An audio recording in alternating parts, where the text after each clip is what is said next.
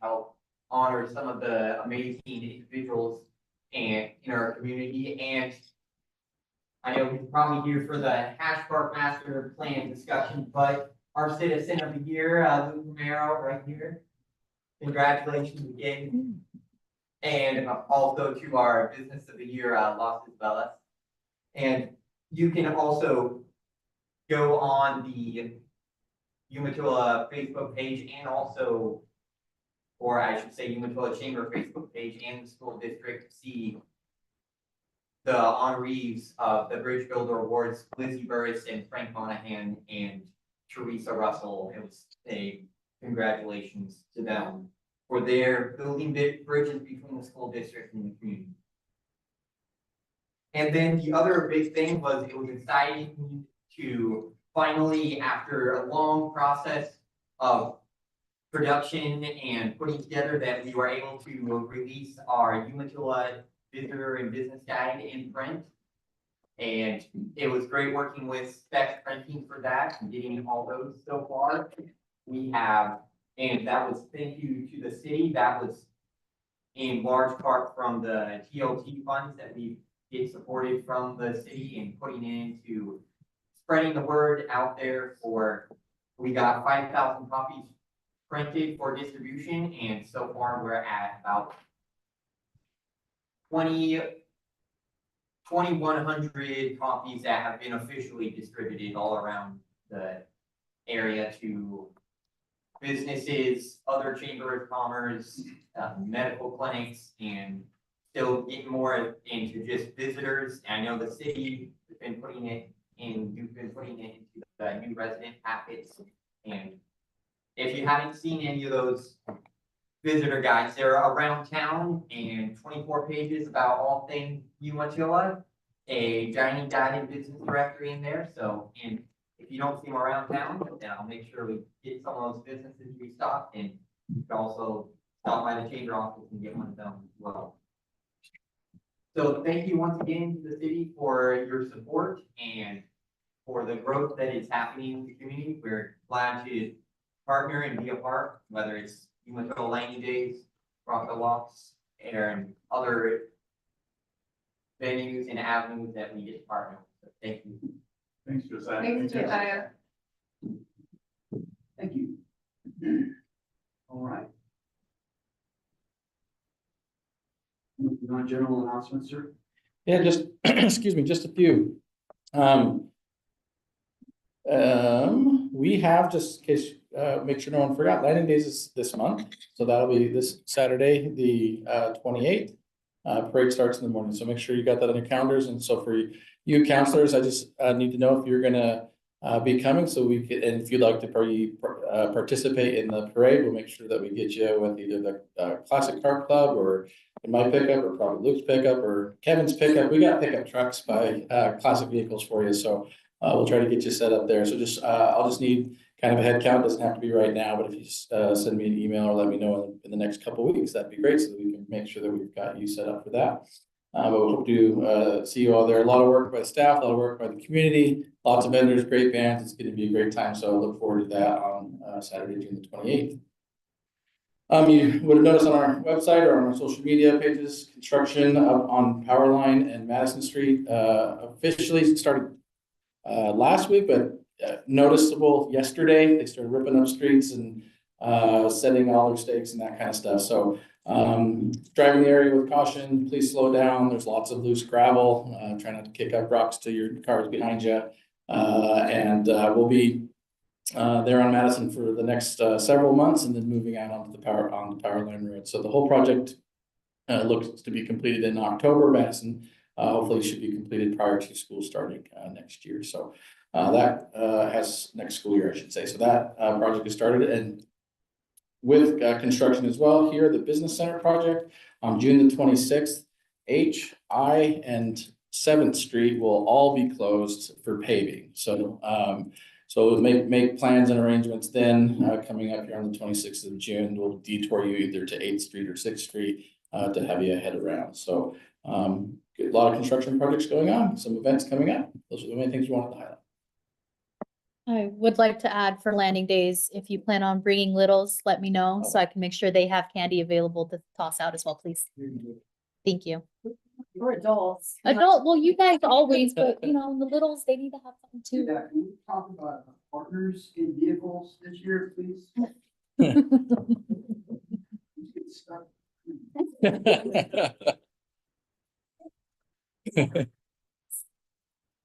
All right,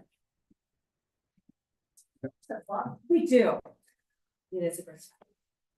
Moving on, anything else, sir? No. Public comment section, public comment, there's an opportunity for the citizens to express opinions, raise issues, and provide information to the city council. Comments presented during this segment should be on city-related issues and not on items that are scheduled for a public hearing on the same evening.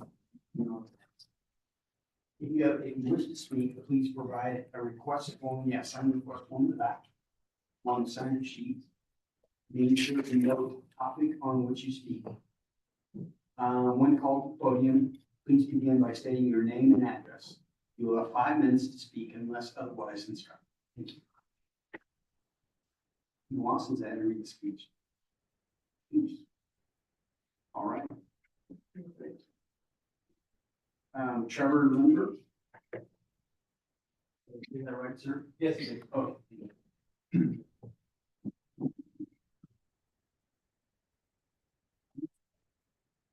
Fifteen oh five Elm Place on Southville behind us here.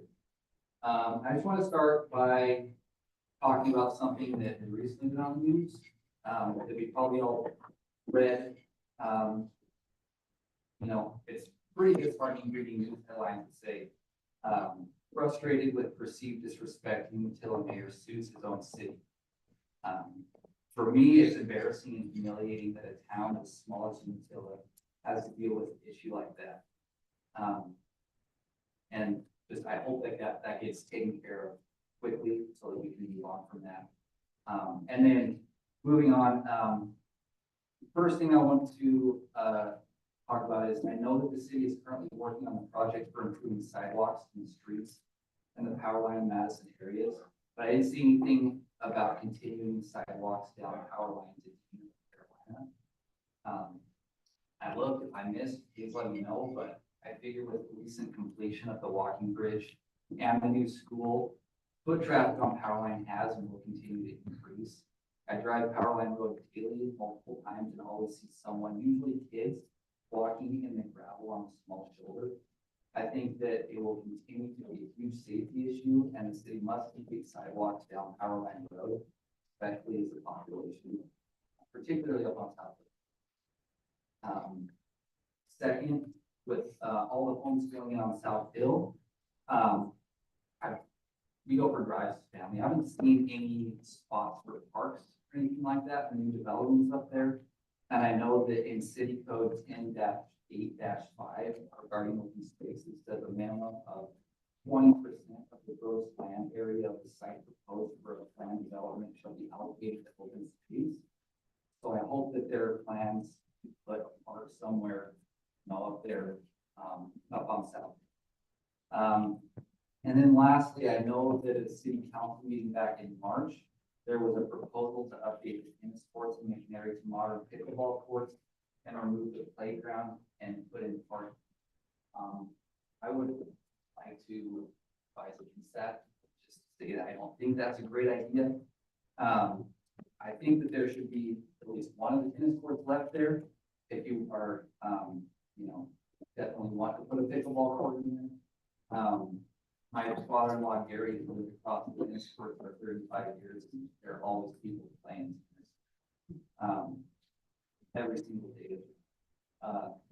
The streets are wide enough to park on along the block for people to get out and walk over the parking grass. If you're going to remove the outdated 1970s playground, I hope that you would consider putting in newer updated equipment, like the other parks in town, which is really good. I like to take my kids to those. And not put a parking lot. So aside from the tennis courts in McNary, the only ones in town are at the high school, which are locked at times. A lot of kids at the high school and middle school love playing tennis and live in McNary and don't want to have to drive all the way down to the high school. So many high schools also we compete against in our division have anywhere from 4 to 6 tennis courts. Removal of the ones in McNary would only do is 3. And so I hope you consider those remarks and ways to possibly improve the town. Thank you. It's great to see you. First time I've seen you. Thank you for coming in. Yeah. Thank you. Appreciate it. Good luck.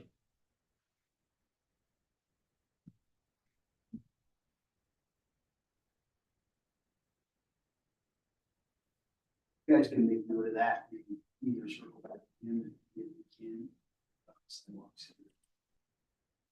I know that my master, I know it's in, some of that's in the master park plan, and I know we have some information available for that stuff. I mean, not to head off what we're doing, but Yeah, I mean, we're happy to meet with you another time, get your number and call, or if the council would like, some of these we have readily available answers to. If you'd like, we can announce that, or we can do that another time. yeah, go ahead. I want to just give an overview. Yeah, so the Powerline Road project is from Highway 730 all the way up to Exit 5. And it's a several phase project. And so the area that you're talking about there near Dean would be in the 3rd phase. So this year, 2025, we're doing phase 1. We have phase 2 is a roundabout construction at the 730 Powerline intersection. That doesn't have a set finalized timeline yet on that. We will be meeting with ODOT here pretty soon. In fact, there's an item here for tonight. But we have a contract that requires that to be completed no later than 2030. It'll probably maybe be a year sooner than that is the estimated timeline. Phase 3 would start right on the heels of that. So right around 2029, 2030 is when that section of that phase would go and is scheduled for construction. On the pocket parks in South Hill. So we have 2 pocket parks scheduled up there, one on the west side near what's that, Ballard, Esmeralda, that area there. Yeah. And then the other on the east side of the road at the end of Sparrow Avenue over there. And so the one for Sparrow is just a land donation. I believe it was about an acre and a half, 2 acres or so that was donated by the builder. They'll get the land, they'll give the land to the city basically bare, and then we'll need to go get grants and funds to install whatever equipment there. Pocket parks and neighborhoods have park amenities, but no utilities, meaning there's no bathrooms there. The idea is that these are supposed to be walkable facilities. If you need to use a restroom, you walk to your house and use the restroom there. But they typically have playgrounds, a little bit of open space, sometimes a half-court basketball court, things like that that are there. And one on the west side of Ballard, same sort of thing. We have space for pocket park there. That one comes with funds and scheduling that's supposed to come along with that. And so we don't have a finalized timeline on that yet. We're still working with the builder on that. Those are the only ones I had readily available. All right, moving on, number 7. Consent agenda.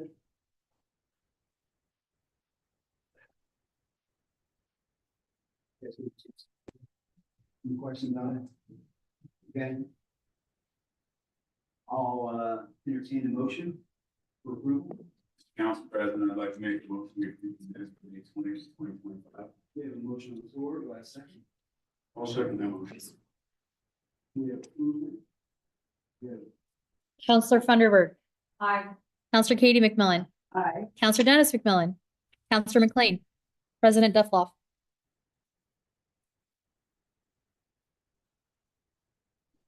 first reading ordinance number 876.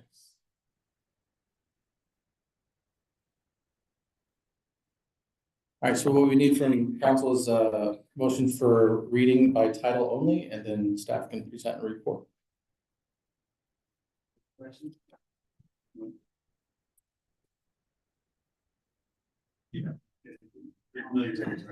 I'll take a motion for the first reading of ordinance number 876. Council President, I'd like to make a motion that we have a first reading ordinance 876 title only. Is that right?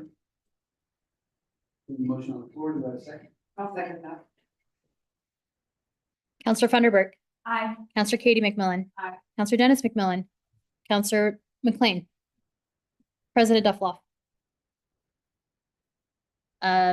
Ordinance number 876, an ordinance amending Title 7, Chapter 6 of the Umatilla Municipal Code to update the Public Parks Code to expand those authorized to sell and serve alcoholic beverages during community events at the Umatilla Marina Park, to include an exemption for alcohol consumption at the Big River Golf Course and Umatilla Marina and RV Park, to provide for use of golf carts at Big River Golf Course, and to provide an exception of tobacco use at Big River Golf Course and the Umatilla Marina and RV Park.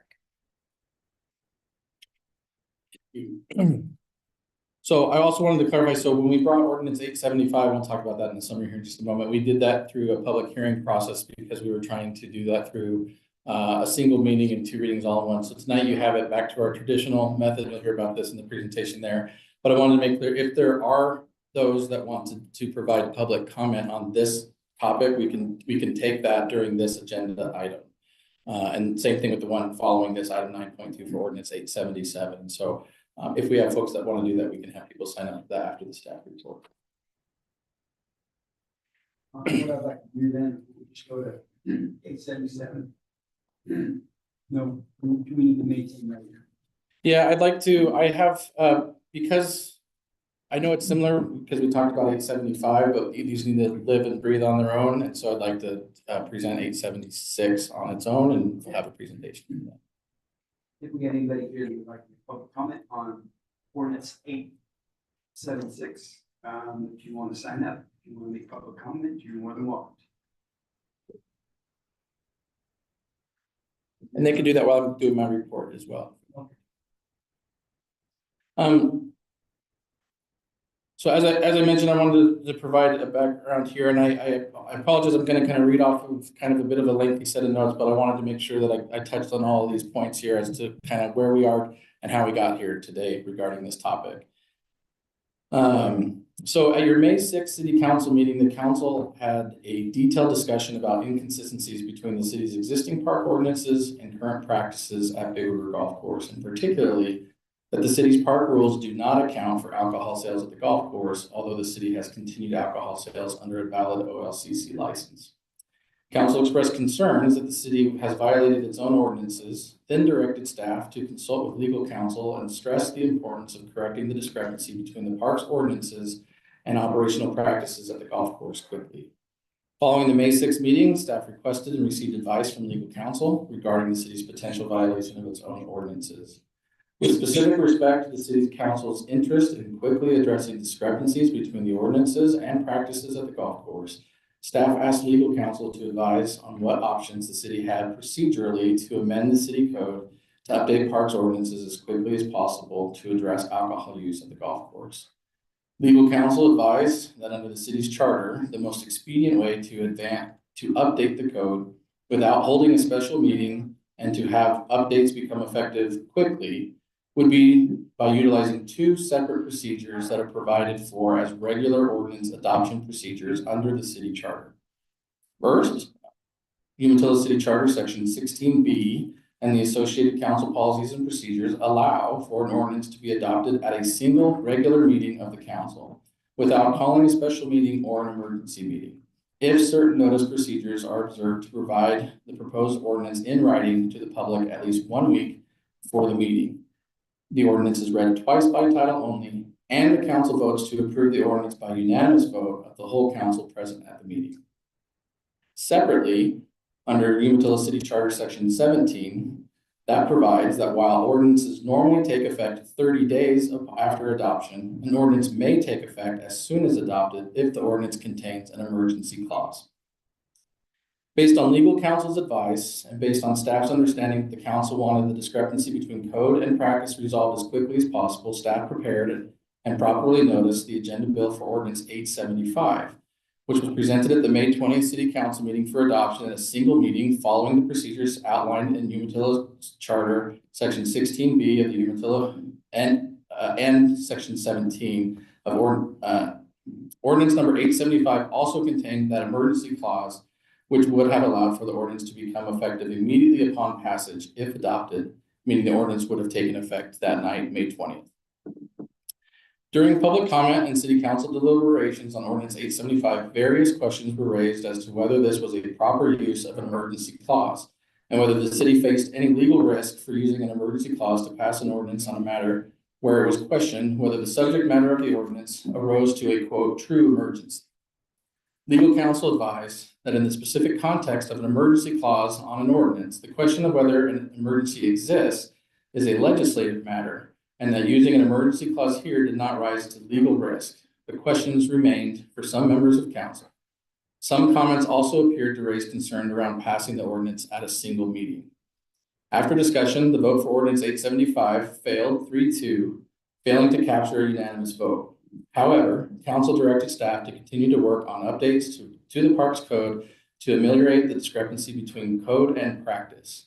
This ordinance tonight before you, ordinance number 876, is intended to take a second approach at updating the Parks Code to address the discrepancies between the code and operational practice. The substance of ordinance 876 is identical to 875, except that it also includes the language that was proposed during the May 20th meeting to also allow for alcohol consumption at the Marina Park, and it does not include an emergency clause. Because the objections in ordinance 875 were mostly procedural, staff has attempted to acknowledge those procedural questions by choosing not to utilize procedures for adoption at a single meeting, but rather at 2 meetings, and has also initially proposed ordinance 876 without the emergency clause. This means that we will only be discussing ordinance 876 for first reading today, which is what we're doing now. The next course of action will be to hold a second reading and a vote for 876 at your next meeting on June 17th. If the ordinance as drafted today is approved after a second reading on June 17th, it will become effective 30 days after passage or on July 16th. Finally, I will mention that following our May 20th meeting, legal counsel provided a memo to staff confirming that under a 1903 Oregon Supreme Court opinion called Catterley versus City of Portland and other following case law, Oregon courts have been very clear that whether an emergency exists for the purposes of use of an emergency clause is a legislative matter, not a judicial matter, and that the courts will not examine facts to determine if an emergency exists in fact. Therefore, if the city council does have an interest to the new ordinance becoming effective in mid-June rather than mid-July, ordinance number 876 could be amended when we bring it back to you in 2 weeks to include the emergency clause so that it can be effective immediately upon its passage. Thank you. Thank you for the information.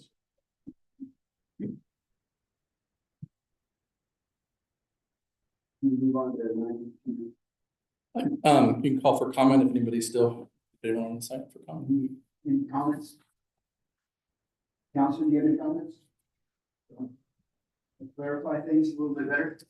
I have a follow-up. So this is probably for legal counsel. So part of what we've been laboring through in this is, not a rush because this is not ideal. This is what we've been doing. My question is, now that we know that we have been doing something wrong rather than not knowing that we have been doing something wrong, does that change our liability position? Maureen, did you hear the question? I'm happy to take first glance at it, but I'm more than happy to also to take second position. I did hear the question. Thank you. I would say that to the extent that there is any legal liability here, it would be if there is an event that occurs where someone may attempt to bring a negligence claim against the city. And so the speed in which the city addressed the discrepancy could be something that is potentially alleged. But at the same time, the city is working right now towards using the procedures that you have to work towards a resolution of the issue. But I will say that question that you raise is part of the reason that staff and council had the understanding that there was an interest to move quickly. And one way in which the city could potentially move more quickly is by utilizing an emergency clause if and when you decide to update the ordinance.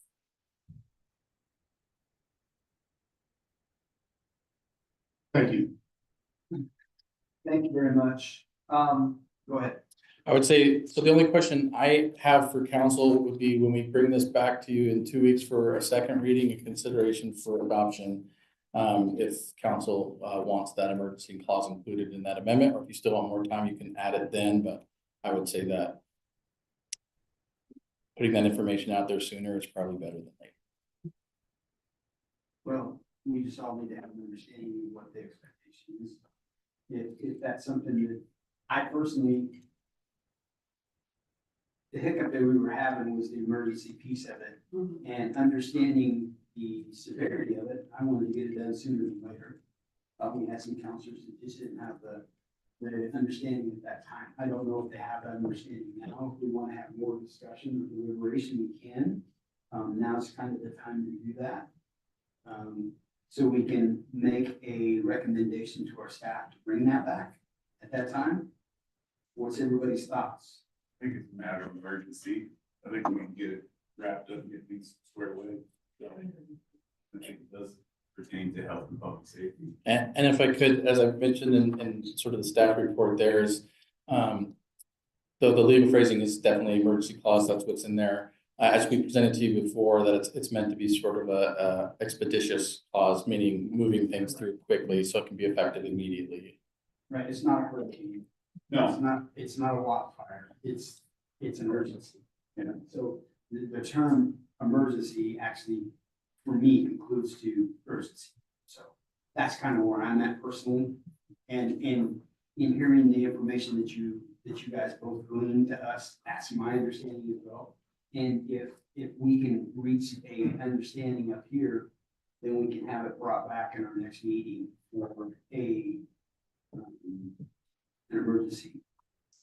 Do we have any questions about that? Do we want to do that, or do we want to go through the process and wait another 6 weeks? No, I feel better after your reading after Okay. her Staff. explanation. I feel better about the case law thing that she mentioned from 1908. And very impressive. And so, yeah, I feel better about that. Thank you for the information. Yes. If you wouldn't mind, staff, you can bring that back to us. Yeah, if I could just get a motion to direct staff so that we can bring you back an amended version that includes updated emergency clause so that it could, if it passes at that point, that it would go into effect immediately. Or you can make a motion. Then I would make a motion for the correct staff to bring ordinance number 876 back in 2 weeks with the emergency implementation clause. We have a motion on the floor for the motion to bring 876 back, including the emergency clause in 2 weeks. Do we have a second? I'll second that. Can we do a roll call, please? Counselor Funderburk, Aye. Counselor Katie McMillan. Aye. Counselor Dennis McMillan, Counselor McLean, President Duffloff.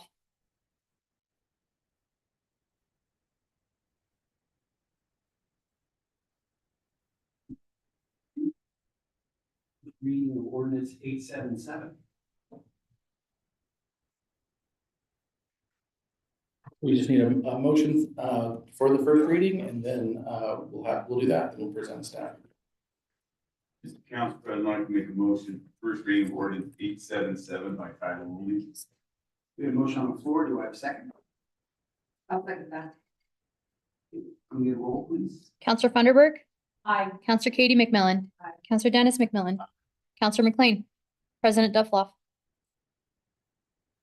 Ordinance 877, an ordinance granting to Intermountain Infrastructure Group LLC, a Delaware limited liability company, a franchise to construct, operate, and maintain a telecommunications network within the city of Umatilla, Oregon. Thank you.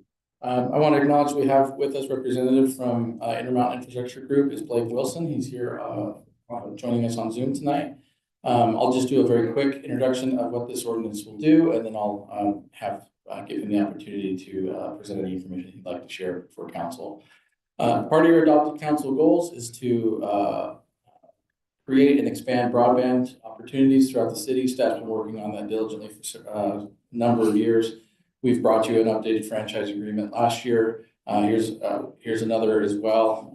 Intermountain Infrastructure Group has been great to work with. They've been working with us all along the way for a better part of a year now. And we finally got to the point here where we have a franchise agreement that we've negotiated and to bring it before you for review and consideration. So I'll hand that over to Blake and give him an opportunity to present any other information you might want to share.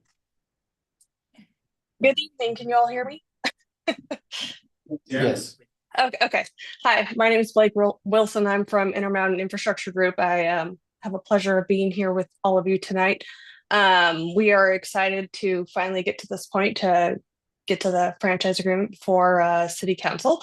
We are a newer telecommunications company. We were founded in 2017-18 area timeframe, and right now are really based more on the Pacific Northwest and California area.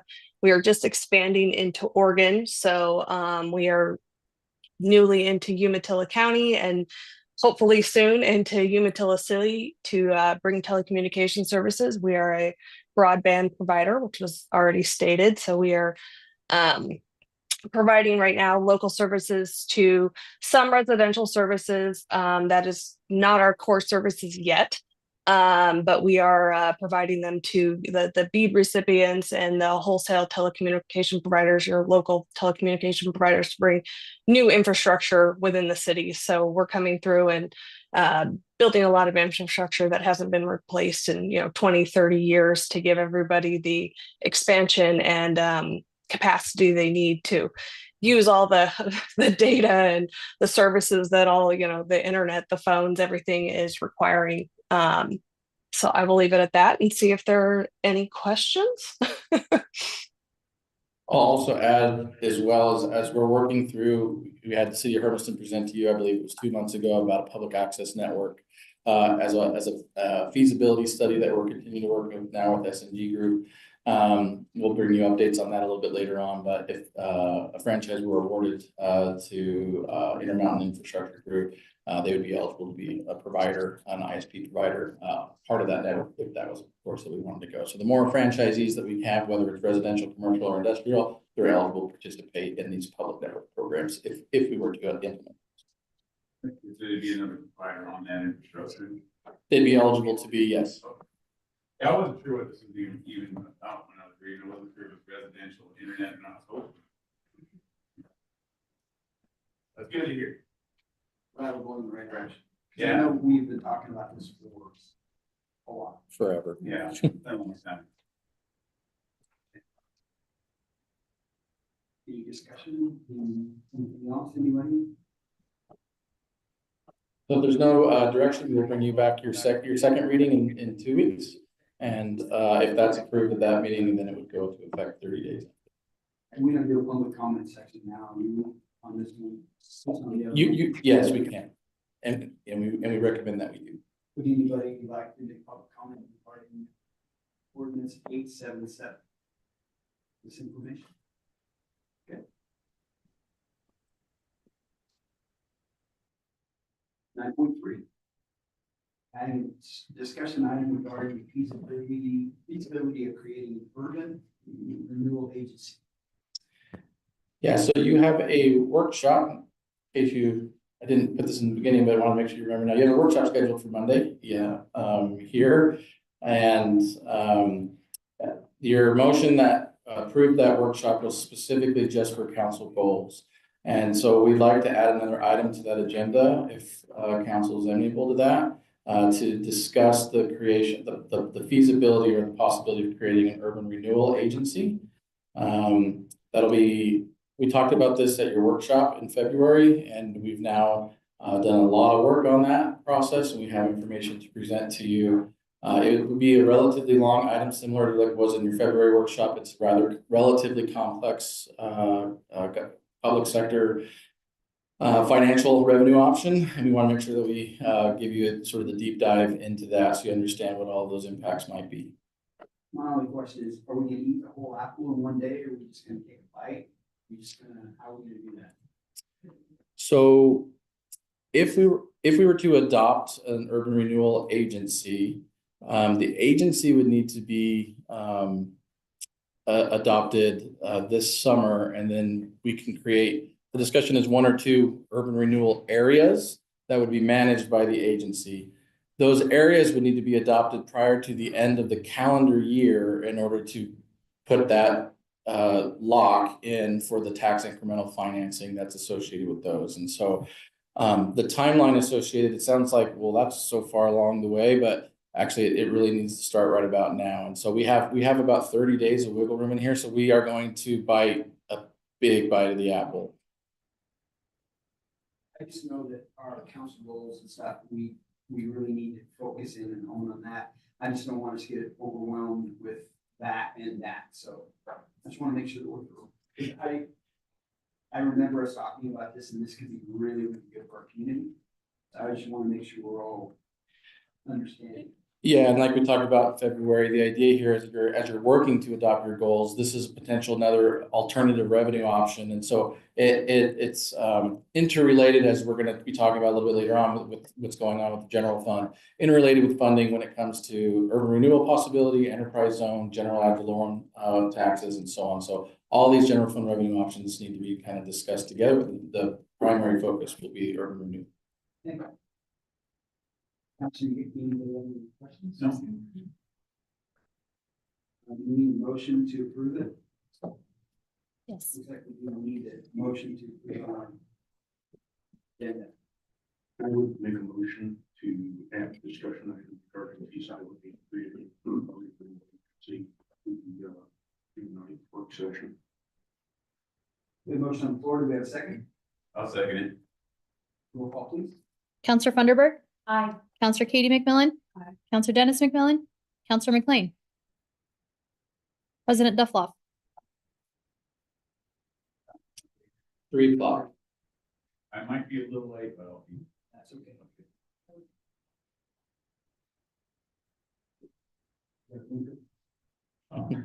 No,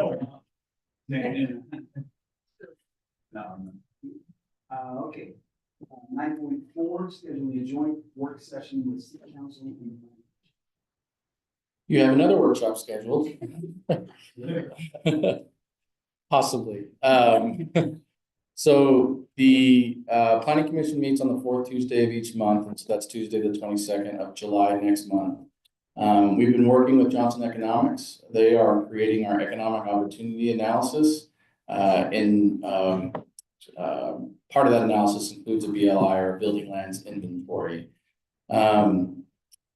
All of this is sort of the very first step as we look at the next 2-year process of the likelihood of doing yet another urban growth boundary expansion to include additional industrial lands into the city. And so we'd like to combine with the first item on their agenda. They meet at 6:30 to do a joint session with the planning commission, specifically to have Johnson Economics make that presentation to talk about our EOA and BLI. And then as soon as that's done, council can be dismissed and planning commission can go about the rest of the business for that. I currently don't have any conflict. I don't either. I'll find some.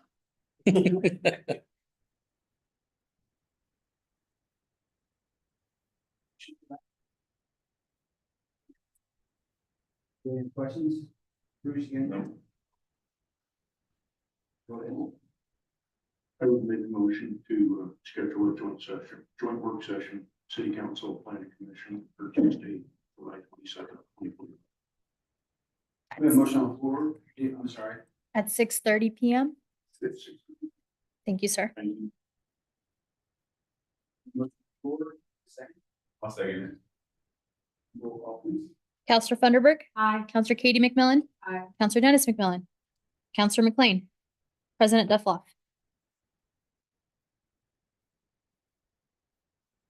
Next one, resolution number 39-2025. Thank you. So last month we approved for the current fiscal year retroactive for current services in partnership with Umatilla County for dispatch services. This is for the next upcoming fiscal year. This agreement was no major substantial changes, no surprises or anything like that. It was within line of our existing contract as far as incremental cost increases. And so staff is recommending that we approve as presented. We've discussed this multiple times. I don't think there should be any question. Anybody, any questions? Ms. Winifred, you good? I'll entertain a motion for approval. Mr. Council President, I'd like to make a motion, we approve business item 9.5, resolution number 39-2025. We have a motion on the floor. Do we have a second? I'll second that. Roll call, please. Counselor Funderburk. Aye. Counselor Katie McMillan. Counselor Dennis McMillan. Counselor McCain. Aye. President Duffloff.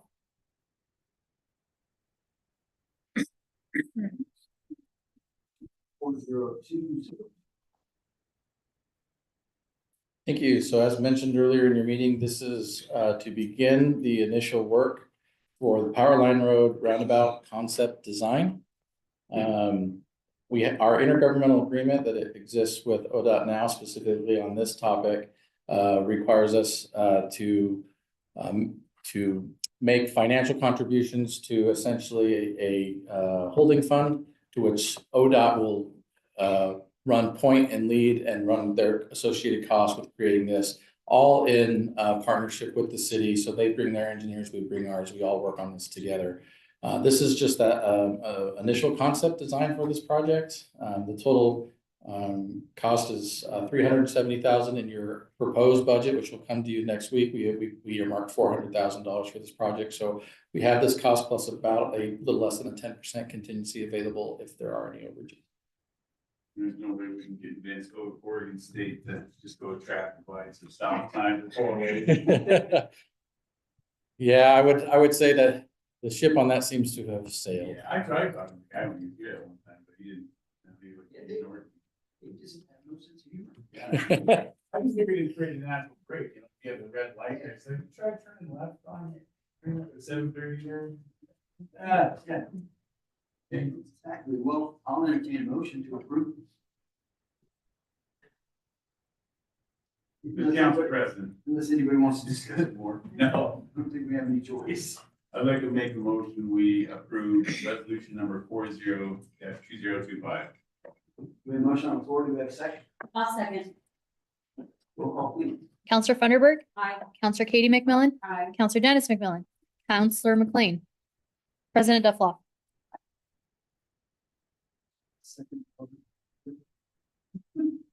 Second public comment section. We don't get that. Okay.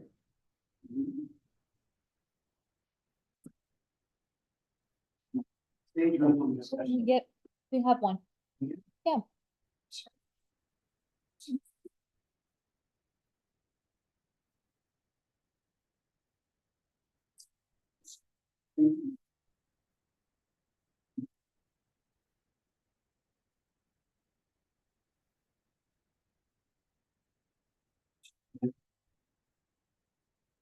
Officer back there told me there was nobody on there.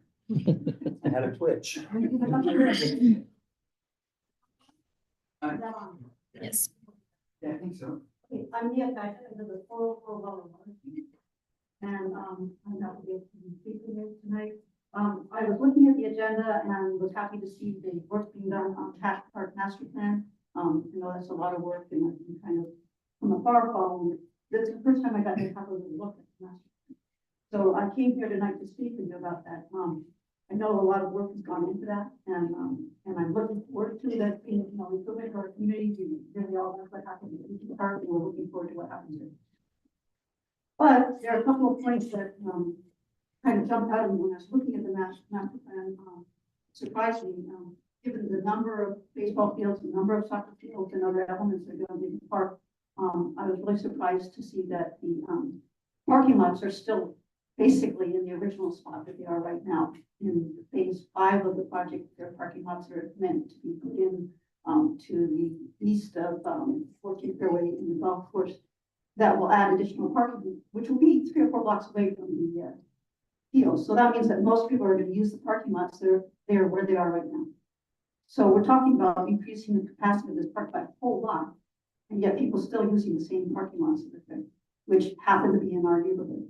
Now, I don't know if you've ever come down to our neighborhood and actually looked at it, but it's a wonderful neighborhood. We have lots of families that, walk the streets at night. I mean, really old fashioned style walking the streets with kids on bicycles in the middle of the street. People say hi, people stop and talk to each other. We have a really, really nice neighborhood. There's kind of a triangle. If you look at the master plan between, Natchez Street, Milton Avenue, and Walla Walla Street. And people walk that triangle, and bicycle that triangle, and it's just a wonderful neighborhood. So when you look at this master plan and realize that that park is going to have a whole lot more traffic, a whole lot more use. I mean, if you're putting $18 million into that, you would hope that that ends up being used a lot more. And yet, how is that going to impact our neighborhood? I saw very little in the report to that effect of, one part of it that says that in a later phase, they will plan to open up Walla Walla Street to Bud Draper to try to help some of the traffic flow. But that's actually going to hinder our neighborhood. That's probably going to make Walla Walla Street a major thoroughfare. There'll probably be a lot more traffic through there. So what we have now is a nice neighborhood. We'll have a wonderful park, but we won't necessarily have a nice neighborhood where people can walk around. So I'm really concerned that at these early stages of the plan, I don't think the neighbors have really been consulted. We haven't received anything, and none of our neighbors that we know were consulted. Maybe people were and we didn't hear about it. I know that in the past, when the Rock the Locks Festival was started, one of the big problems was that people were not consulted early on, and when they were consulted, they were dismissed. It would be a shame to be planning to spend $18 million on this and not have some consultation and information informing of neighbors who are going to be really impacted by this early on in the process, not later on. Not when it means that we're going to have to spend hundreds of thousands of dollars more because somebody's made a mistake. People are working really hard here. I really appreciate the work that's gone into this, but I think it's really important at this stage of the game to be talking to the neighborhood and thinking about the neighborhood. I don't know what the solutions are. You can pull them out of the hat, and maybe they're not. Maybe all of this has been thought out already, but I haven't seen it, and my neighbors haven't seen it. So we're talking about making some big changes. I'm also surprised with the size of the parking lots, which even in the future, when they add the phase 5 parking lots, they're a few blocks away, it's not going to be enough parking. I've looked at, I used to live in the Richland area, and there's a Badger Mountain Community Park that's pretty similar in size as far as the number of soccer courses and baseball fields. And they have parking that is greater than what's proposed here, and it's not enough. People complain about it not being enough for people. It crosses over into the Yolks store parking area all the time, and it's problematic. So it's a shame not to be taking these things into consideration at this stage in the process. I'm really surprised that the plan wasn't made with the major part of the parking along Bud Draper, or with some sort of a lane or passageway from the Bud Draper Road to the main parking lot. It doesn't make sense that we're planning an $18 million upgrade to this park and not planning to put most of the parking along Bud Draper, which has access, which doesn't have to go through.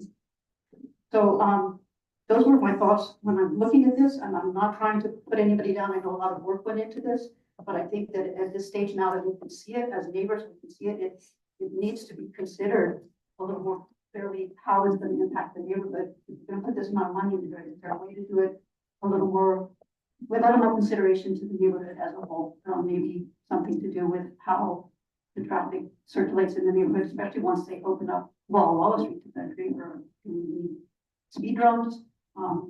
One of my neighbors, Andrew Morris, couldn't be here tonight, but he did ask me to ask you whether or not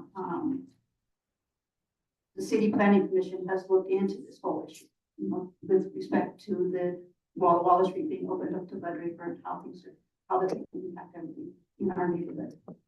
So those were my thoughts tonight with respect to this. We're going to talk about it in a few minutes. We can have that discussion. I'm not surprised I wanted to speak to you about it right now. I really do have concerns about the parking, the amount of parking, where it's located, and in particular, given the price tag on this, it might be a good time to sit back and say, wait a second, is this being planned in the best way? And I'm not trying to start everything over, but I think that we could sit back and say, Has the neighborhood been consulted? Has it been considered? And are there things that we might look at a little bit differently? Knowing that this is a neighborhood, that's an enclave, so people are gonna have to drive to go to that parking lot through that entire neighborhood on these small streets. That makes no sense when you have Bud Draper Road right there across the way. It really makes no sense at all. Thank you. Thank you guys so much. Yes, thank you. Thank you. Thank you, Mia.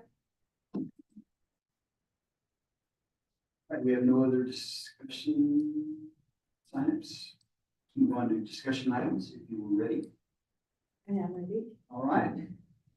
So the last time we brought the stage rental agreement to the council, we were, it was recommended that we, get a little bit more, because the taxpayers have already paid towards this, infrastructure, whatever, the stage, that we offer, a residence a discount because they've already paid into it. And it was also suggested that we have a different price for rentals in Washington, different price rentals within a 25 to 35 mile radius and anything outside of that. So my team and I have gathered comparables. It was a little difficult to find because municipalities don't really rent these out. They're more of a, for-profit businesses that have these. And all the comparables that we found all started with $5,000 a day up to $25,000 for a 5-day weekend or a 3-day weekend. So it was really hard. So we put our brains together and we try to deliver different prices to get more feedback what the council thinks. We have a price for people renting it and locating and setting up within the city limits and within the UGB, and that's just $1,000, and that was the lowest we could go. We have to cover costs of our staff setting it up, taking it down, delivering it. That's about the lowest we felt that we can go. And then within 35 miles in Oregon, and then up to 150 miles or 165 miles seemed appropriate. Again, that takes time away from our public works department to go set it up, take it down, and we felt that that was to the extent of the distance that we can go. But I'm open to feedback, and I don't know if you guys have had the time to see the prices that we came up with or have any suggestions for me and my team and where we can go with this. I'm actually trying to find it right now. And we also, I had Luke provide a draw of a map that's attached and too, so you could see what 35 miles looks like from Umatilla to the north of Tri-Cities, 75 miles up to 150 miles. So I did have a question. Yes. So, it would be item number 3, rental rates for setup location. I don't know if I'm just reading it wrong or don't understand, but, well, it's in both sections, but it says for-profit organizations or individuals not conducting event to make money. And then it's not-for-profit organizations or individuals conducting the event to make money. That could possibly be a typo on my end. We wrote this over and over, and we have 7 different drafts, so that's possibly a mistake on my end. So it should be for-profit or individuals conducting that to make To money. make money and not to, correct. So sorry about that. I can fix it. And in the setup location, we have some questions about this. If, Luke wants to rent it, he lives here in Umatilla, right? But the setup is in Stanfield, that within the UGB and city limits does not apply anymore because you're taking it out and it's costing more manpower to deliver it. We moved that threshold of 3 mile radius. Yeah, so I think I asked, quite a few questions last time. I feel much more comfortable with this proposal Okay. than the previous. If it's the will of the council in general to explore, what would happen if we did, allow the stage to be rented out. I think that, we have to start somewhere and this proposal answered, I think, most of the questions. pretty satisfied at this stage.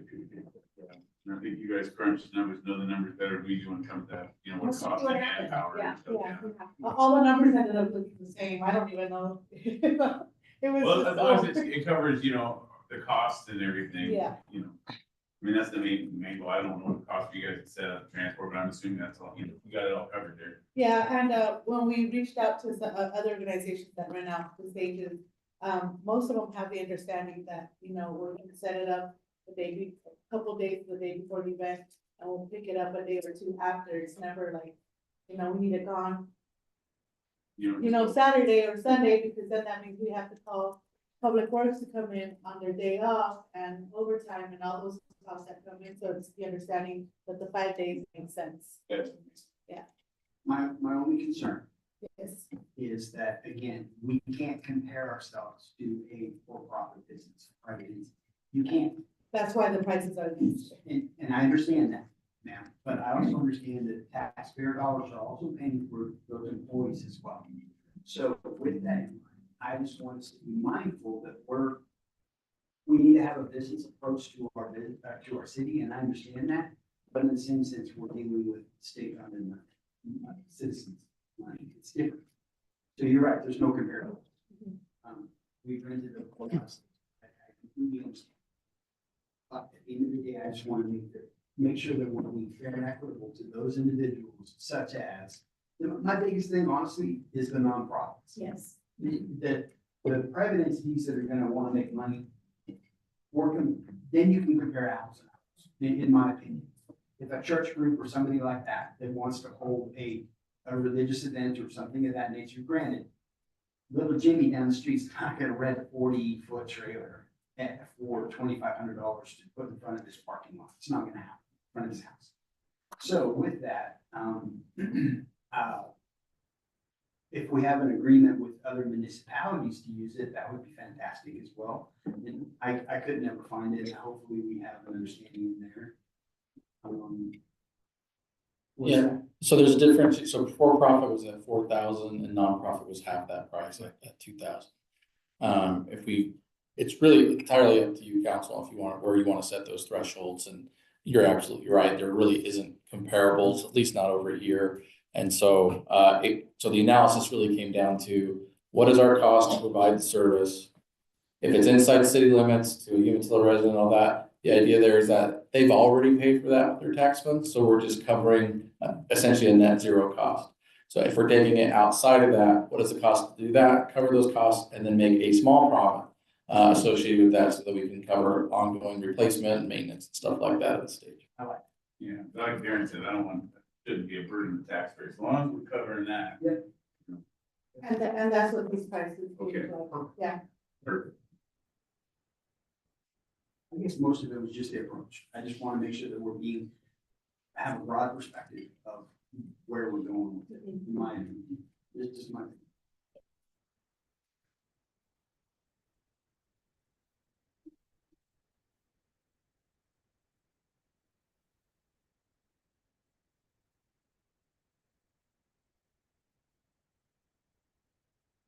Once we get any other discussion?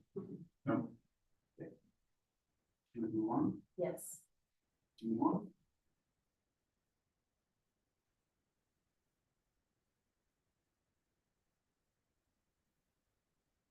On draft implementation of scoring criteria, 1.2. All right, excuse me. So the next item, so we have had a lot of success with our downtown revitalization grant and our local business grant. It's come a long way in the last several years, and we now have a great problem, which is a lot of people interested in investing in their businesses in Umatilla and partnering with us on that. And so as we mentioned before, the need to be a bit more objectionable, create that objective criteria, and to review that has become of a higher need and priority. So what we put together here is a draft, and I will highlight both of these, but they're a little bit different. But to create a scoring criteria for the downtown facade grant, which is eligible. There's a pass-fail number 2 is if it's located in the downtown or downtown transition zone. If your business is located in any other zone other than those 2, it doesn't qualify for this grant. You can apply for the local business grant, which is available to any business located in city limits. And it goes through and it creates, most of these are on a 5-point scale, with the exception of number 5. I want to kind of talk about that in a second. And so the idea here would be that some of the process would be similar. It would be reviewed by the community development staff. They'll take each of these as they come each quarter and provide a score for each of these categories, up to 5 points in each of these categories, and create a final score. And then based upon that final score, would be able to then present that to the council and say, based upon the community development staff and their review of this is how we scored it. Of course, you can scrutinize that as much as you like. Feel if one creates a higher priority than another, we can adjust that.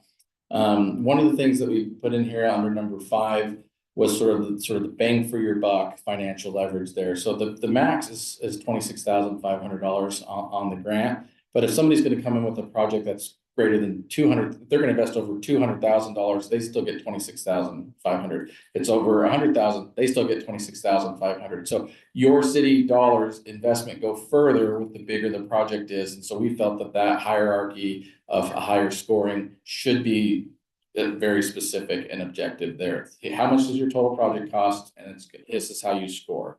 And so, versus if you look at the local business grant for financial leverage, we kind of change that a little bit different and just do they meet the 25% match, or is it greater than 25% match? Any other additional investments that they might bring to the table? So sort of their other leverage. Are we the only additional funder, or do they have a private investor? Do they have a grant fund? Do they have something else? And so kind of wanted to show you what both of those look like to see if you like one more than the other. Or if we're on the right path there for financial leverage with those. First one is a total of 80 points. The local business grant is a total of 100 points. So this is how we wanted to this is where we've gone with the direction that you've provided us so far. I wanted to make sure that we're on the right path here. If this is looking good, we can finalize this and bring this updated policy to you either at your next meeting or the meeting thereafter and start taking applications.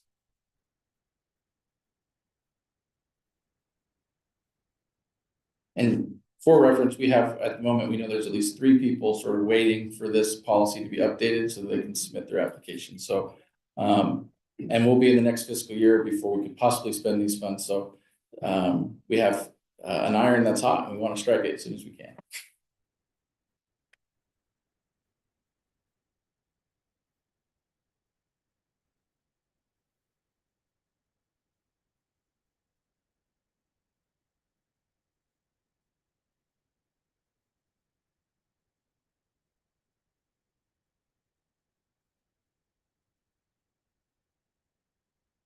I really like it. Yeah, I like it too. I think it's something structured and organized like that. I like it. Is there a preference on the leverage? Perhaps we can even make that, maybe the score is a little bit different. Maybe that's out of, I don't know, maybe it's out of 10 points or 8 points or something. We did kind of like this idea about other financial contributions. So you bring yours, you're going to get ours, but do you have somebody else? Yes. Is that something that we should both of those consider that and create sort of a bonus point for that? And then if that's the case, is there a difference between my Aunt Susie's going to give me $500 versus some other business that's going, or investor that's going to invest $10,000? Is there a hierarchy within that as well?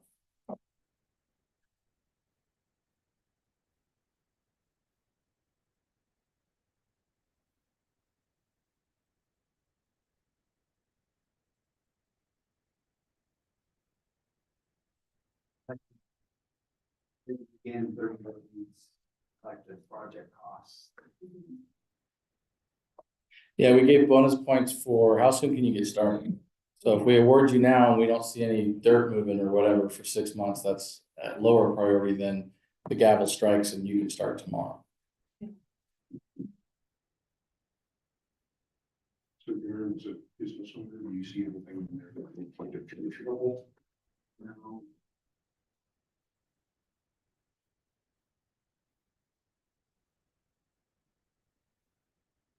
No. I don't know.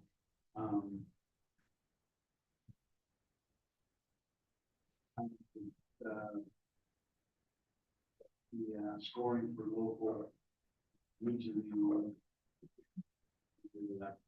Yeah, we had a question came up about that. regarding franchise. So I'll give you the example of Little Caesars Pizza. So Little Caesars is a national franchise, but those franchises are locally owned. And so where is the delineation there as far as locally owned? So you have a national franchise, but it's owned by your neighbor down the street. Locally owned, meaning it's the franchisor, or franchisee, not franchisor. Yeah, and so whereas there are other national food brands, for example, that are purely corporate and do not have local franchises. And so there's those kind of differences there. Sure. And so is there a difference between the proverbial mom and pop shop? They open up, mom and pop business versus the same people open a Little Caesars. Is the mom and pop business a higher scoring, or is the Little Caesars, are they the same? It's the same people, they're still locally owned. Is one scored above or below the other? So we need a little bit of direction and thought on that. My opinion is the difference between the original and that franchise person that has, Little Caesars. That's to me, it's still local money. Like another good example is Ace Hardware. So Ace Hardware is a local franchisee, but national brand. And people have been talking about trying to bring a hardware store back to Umatilla. And so if somebody were to come and say, I want to open a hardware store, I want to do it under Ace or True Value, those are local franchise stores, but national brands. And so is that a different than, Larry's hardware store? I guess it depends on what the cost, associated with it, like if the local owner still has to kick out all this money for everything he's gotta do. I mean, he's on the same boat as the guy who's Larry's independent, sure, hardware store. I don't think we need to get the weeds, me personally, but. Yeah. Yeah, so we proposed here that it's up to sort of 5 points on sort of this local ownership. Did you want to create a more standard definition, or if it doesn't matter whether it's a national franchise, but locally owned is locally owned, whether it's Larry's hardware store or Ace Hardware? No, I like this. Okay. I like the fact that it's something you can go back to and say, this is our criteria, this is what we got. Instead of, that doesn't really meet the criteria, yes, it does, or whatever the case. I mean, from my time on the budget committee and everything before, it's like, these are two programs that, we get huge return value out of, extremely interested in expanding and a bit of framework just to, address what Aaron just talked about. I think it's a step in the right direction. So very important. I want to be sure to, so McRae is led with this, working with Marisol on staff, so they've really this seems so basic, and simple, like, oh, this was so, sort of easy. That's because they worked really hard to make it seem so simple and cut forward, because there is a lot of work to consider there, so I want to make sure to acknowledge their work on that. I don't know, McRae, if you had anything else you wanted to add to this presentation or not.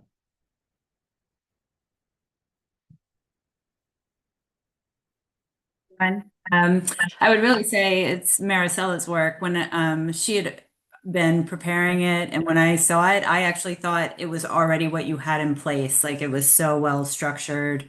So I think it's just going to continue to benefit the city. I think it's great. So nothing more to add. I just want to, if nothing else, add that I didn't really have much to do with it other than just looking at it and giving a little bit of feedback. Really, your staff are the people who have pulled it together and have been thinking about how to bring this forward. And for those in the audience who don't know me, I'm sorry, my name is McRae Carmichael. I work for the Mid-Willamette Valley Council of Governments in Salem, and I'm just serving as interim community development director while the city's in its recruitment. So that's why I'm online. So thank you. Thank you. Thank you. Okay.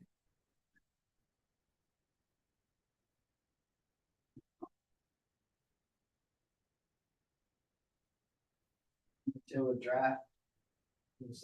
Safety action plan. All right, I will invite Spencer from JB to come up, and we'll put this up on the screen as well. We have a continuation for you.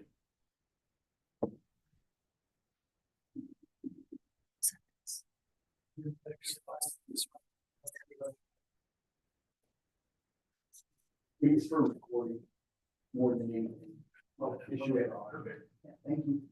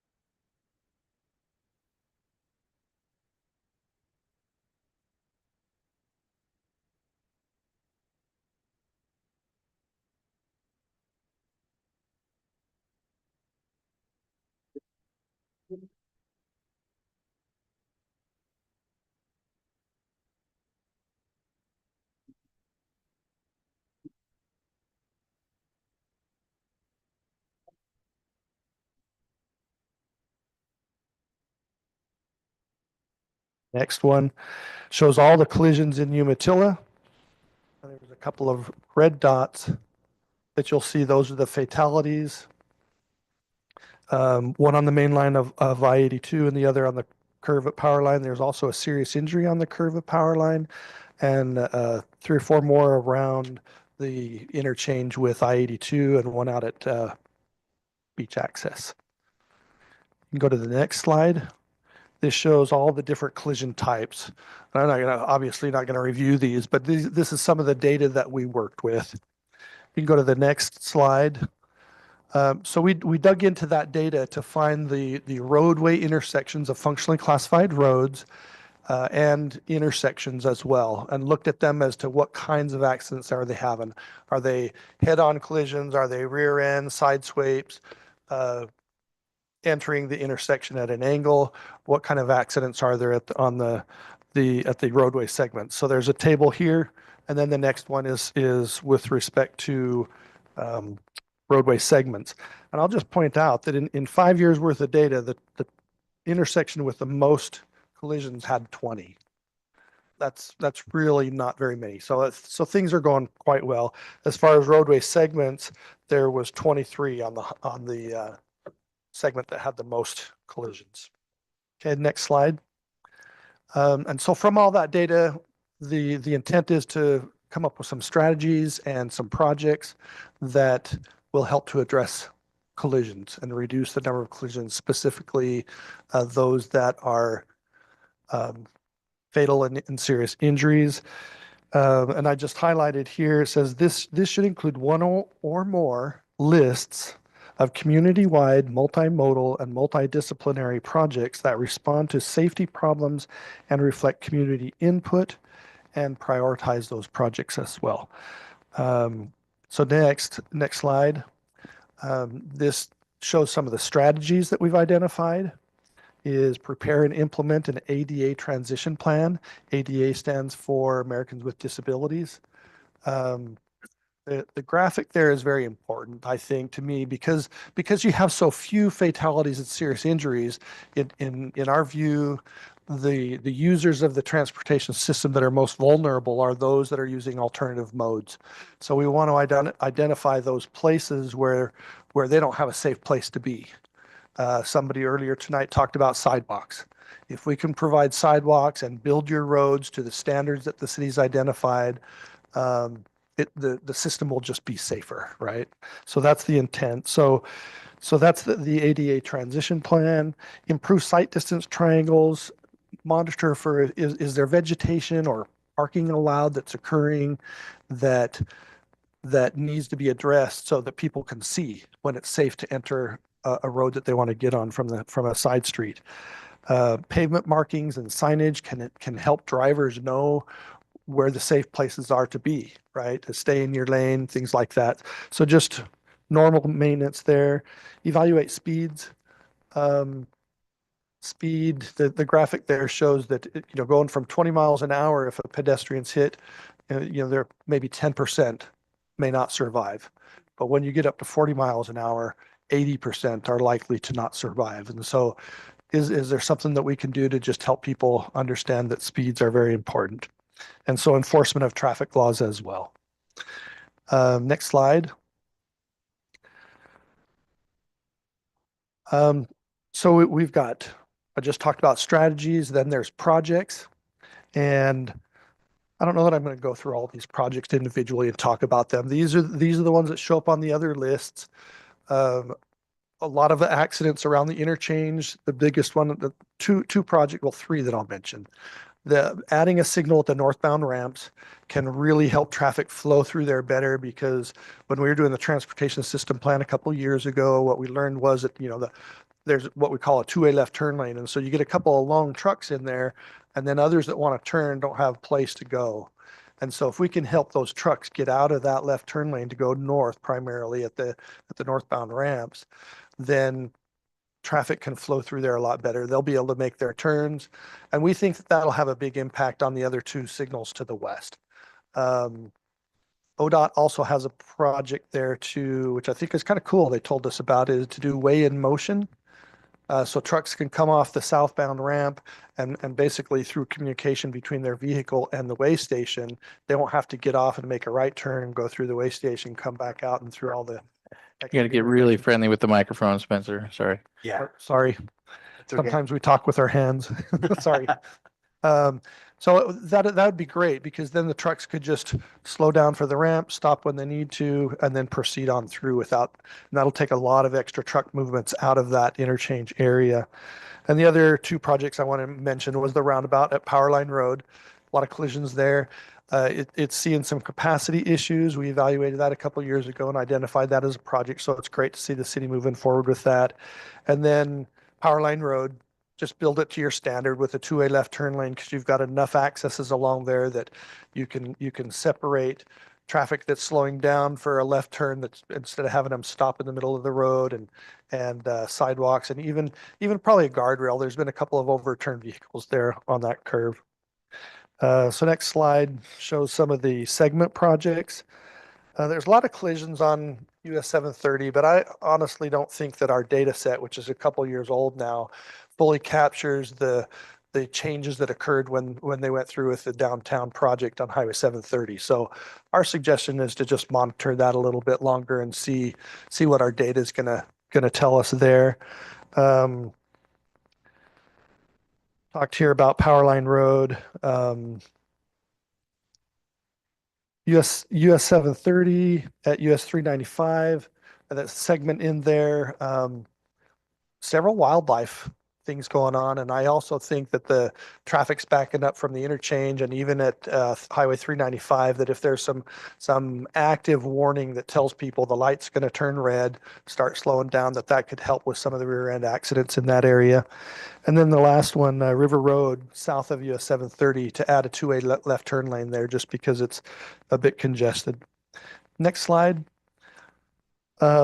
Some other lists that we want to get, because there's other projects that are maybe not identified through the safety process, but are identified through other means, that we're gonna make sure that those are in the document so that they can be, eligible for safety funds as well. And all of these different lists, and there's a couple more I'll show you, that can be used for not just for this Safe Streets for All, but there are many other grant programs that have safety components. You were talking about scoring for different things, right? So safety will be a component of some other types of grants that you can seek.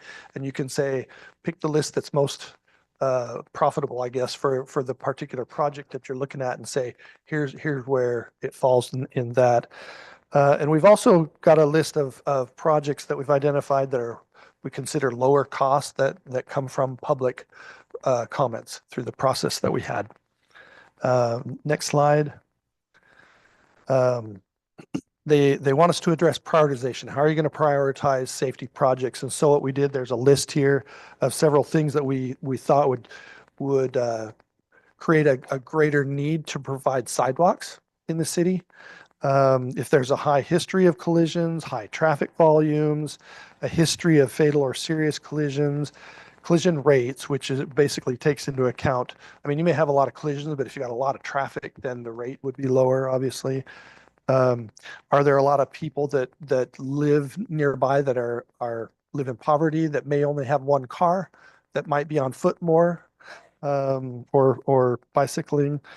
And what's the public interest? Did we get a lot of public comments? Regardless of what the comment was about, they said that, a lot about a particular road segment or intersection, if there's a lack of sidewalks, or if it's close to schools or a transit route. So you can show the next slide. You can't read all this, but it is in your agenda packet. So all of those different categories are there, and we've prioritized basically every road segment here, every intersection here, and then the next slide shows all of the road segments to say which one would benefit the greatest from having a safety project, especially those that would provide sidewalks and things for other modes. So that's a really quick review of what we've been working on for you, and I'd be happy to answer any questions if you have any, and then I'll make a final comment. That's very extensive. There's a lot of information. I was looking at it before the meeting, and there's a plethora of information there. I appreciate you putting it all together. So whatever we can do, and you're exactly right. Whatever we can do to help our traffic flow and make it safe, because as we all know, Crossroads right down there at the 82, it's just a nightmare sometimes. So. And because you live here, you know where the bad spots are. So the public process through this has been good. Through our interactions with ODOT, they said, are you sure there aren't any accidents on Highway 395 South? And so when we pulled the data originally, it didn't come through, but apparently, I'm not sure exactly how, but there was one of the fields in the data was entered differently, and so it didn't come to us. So in the final version of this, we'll show a couple dozen more collisions, not just on that segment, some over on I-82. Sure. Because of the jurisdiction, I think, field or whatever, how that turned out. So all those tables are going to get updated a little bit, but I'm not sure that it will change our recommendations, but we'll look at it and see. Thank you. Yeah. All right. Appreciate it. Thank you. Thank you very much. Thank you. All right. 11.4, notice of potential risk of losing Third Street soccer fields. Yeah, so the next three items are kind of interrelated because they're all general fund impacted projects. And so we wanted to start with Third Street soccer field. Give me 1 second to get there. Okay. All right. So as part of the Hash Park master plan, you might recall last year we talked about the need to expand soccer, and so we soccer field facilities, and so we brought in the iteration of this updated Hash Park master plan you're looking at a little bit later on the agenda includes we went from one soccer field to now multiple soccer fields out there at the facility. Part of that discussion as well was to look at our existing facilities and see what we could look at. So we looked at the possibility of expanding out at Third Street Soccer Field as well. And so we started to work on that. Part of that has to do with a cultural resource study because we have previous reports when we installed Third Street and when we put in our sewer line that runs to the wastewater treatment plant through there. That cultural resource studies occurred and cultural resource artifacts were discovered. And so we started that process to open up to do another study at the area to the east of the existing parking lot of Third Street Soccer Field because we operate that facility under a license, and I'll get into the differentiation in a minute, from that parking lot all the way to Brownell. So the city has been operating this facility through an agreement with the Army Corps of Engineers through a 5-year license, which is entirely different than how we operate the Marina and RV Park, which is off of a 25-year lease agreement. And so the reason why there's a couple reasons why that matters. One, as a 5-year license agreement, we're not eligible for any state grant funding because they require at least a 20-year long-term agreement from any federally leased property. But where the big differentiation is there is that licenses by the Army Corps are typically only issued to have access across federally owned property to get to city infrastructure. And so when that sewer main was put in way back when, that's how we actually originally got the license, was to have access across federal property to get to our sewer main so that we can install to the wastewater treatment plant. Somewhere along the line, records are basically non-existent. Through community efforts, Third Street Soccer Field was built. And there were not cultural resource studies done at the time. There were not other coordination that was done. We were just operating off of our license. And so for a better part of 2 decades, that's how that work was done. And so when we went to expand, we went to do this according to the Army Corps procedures and in collaboration and partnership with the Confederated Tribes. And the tribes were relatively supportive of the project, but the real estate specialists at the Army Corps said, time out, this should really be a leased property, not a licensed property, because licenses don't allow for recreational amenities. They're really made to be, as I mentioned before. And so they said, our current license expires in March of next year, it goes through March 31st. And so they sent us and said, just to let you know, we will not be renewing, we don't anticipate renewing your license next year because you're not using this area for the intended purposes of what licenses are for. And it really should be converted to a lease. Well, to convert to a lease triggers the 1855 treaty with the Confederated Tribes, which provides that they are allowed first right of refusal of any federally owned property that's going to be leased to anybody, including a local municipality. And so recent history suggests that the likelihood that would come into City of Umatilla ownership is low. So the property between the Umatilla Marina and RV Park and the Chamber Building, that sort of dirt field there, had a very similar thing occur back in 2017. And so that was part of a lease. at the time, but the city failed to renew that lease when the renewal came due. And so when it expired, the city went to try to go get a new lease shortly thereafter in 2018. And they said, well, the lease has expired, so now it triggers the first right of refusal. And Yakima Nation, Nez Perce, and the Confederated Tribes all said, yeah, we want to exercise our right of first refusal. So it stayed and transferred over to the Bureau of Indian Affairs, the BIA, and is held in BIA trust. And so we anticipate a similar process would occur here with the Third Street soccer field, that those same nations would likely exercise their right of first refusal to that property. Now, we've tried to work closely with the local BIA representatives. They're out of Pendleton, and our sense of urgency has not been matched on their end. And so it's sort of, we'll get to it when we get to it sort of mentality. And we've worked really hard over the last several years, many attempts to try to push the urgency on the existing BIA property, and now in anticipation here. And so we've reached out to coordinate with the Army Corps. They've suggested, well, maybe work with Washington, D.C. rather than the local reps. And so we'll continue to pursue that and see if maybe we get an alternative answer out of Washington than we do locally. But we are anticipating that the Third Street soccer field is likely to be lost from local operation by the end of March. And we do not know what that means moving forward or what the operations of that might be. We do not know if that facility will be mothballed. I do know that our license does require that any improvements that are on the facility now, if the license is expired, we are required to remove. So the Third Street field should be removed back to dirt. The vault toilet would come out and the parking lot would be broken up and turned back into dirt. That's what our license requires now. So lots of things still to work through that. Don't know what all the outcomes will be. There'll be a lot of discussions, but we wanted to bring that to your attention as we're considering Hash Park Master Plan and its impact to the community and its amenities and facilities that it would offer.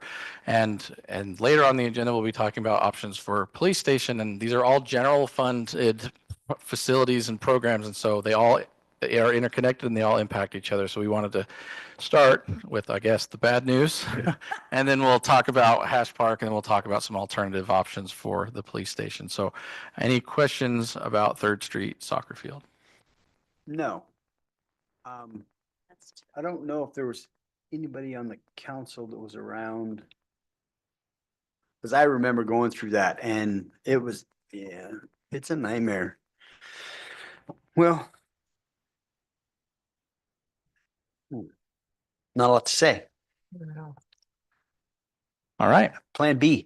All right. Well, we wanted you to have at least that top of mind as we discuss Hash Park and some of the sort of goals that we're trying to achieve with Hash Park.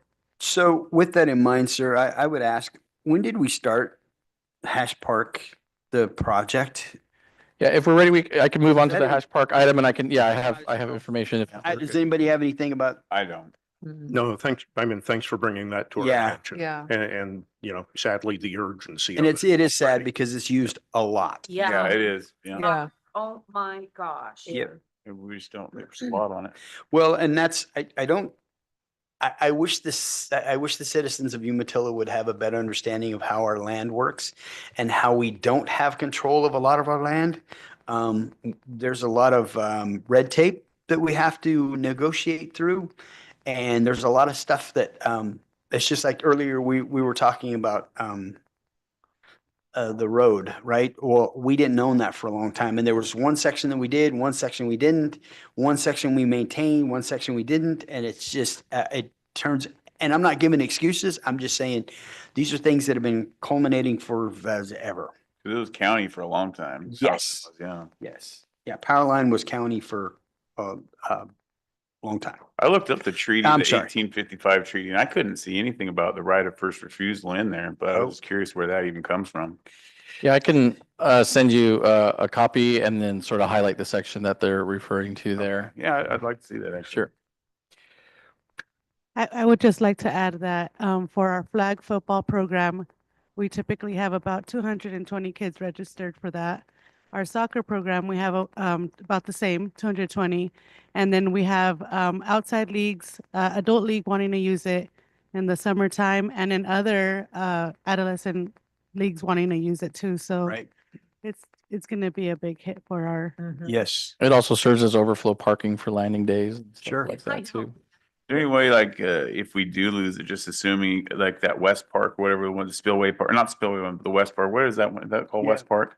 Is there any way we can work in conjunction, maybe with the Corps of Engineers to utilize that with them? Maybe? Yeah, so we met with the park ranger last month, and they're certainly a good community partner, and they're willing to work with us, and they recognize the situation that's there. And so high level discussions were talking about ways in which we might be able to utilize their open space that's there.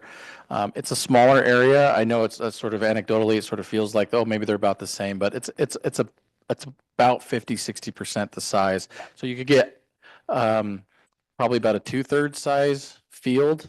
So that would work for our youth soccer league, for example, but it would only be one field. And right now we can get, what is it, 4 flag football fields out of there all at once now. We would only be able to accommodate about 2 if we use that. But it's, at least there's an alternative that is currently available, and they're willing to partner with us. It's land directly to the, I guess it'd be west of them, that park.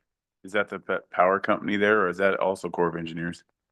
It seems like it's a pretty good sized lot, isn't it? I don't know. But I'm not sure, Okay, Counselor. anyway, we'll figure this out first. Yep. See what happens, because maybe nothing. I'm crossing my fingers, both of them right now. I know. That was my secret weapon. I just released it. Hash Park. So are we ready to move on to Yep, 11.5? I'm ready. Perfect. So again, when did we start working on Hash Park? Because I know we were talking about it in early 20s. So the initial discussions on Hash Park started in 2021, shortly after we adopted our Parks Master Plan. Right. There were high-level discussions then. We brought you your initial draft of the Hash Park Master Plan in 2023. And and in between those times and in between that time and now, it's also gone in front of the Parks and Recreation Committee as well for review. And so we could do a little bit more of a deep dive if you like, but I believe this is about the fifth time it's come before the city council, and Yeah. it's been in front of the Parks and Rec Committee, I believe, 3 or 4 times. Yeah, that's what I was only addressing it as, Mia had brought up earlier about not being notified or whatever. I know that we had some public open houses and stuff about it as well.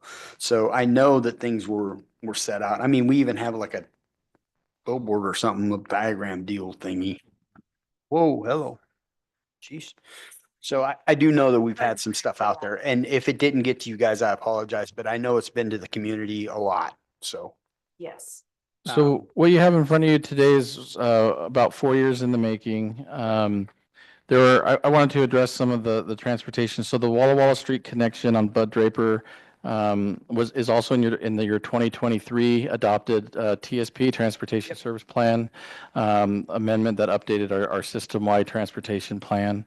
And then it's appeared here as a connection and since in the Walla Walla Master Plan project since also since at least 2023. So we've had different opportunities to review that over the last few years. Yep. I do remember, because I remember specifically saying that we need to get that connected. Yeah.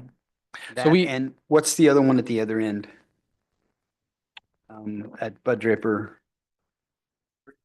Yeah, Riverside. Yeah. Is there thoughts of that I know it was in. Yeah, so that's in the TSP as well, connecting Riverside to Roxbury. Right. Yeah. So we have JB is here as well to help provide us some information on Hash Park too. So we can do that.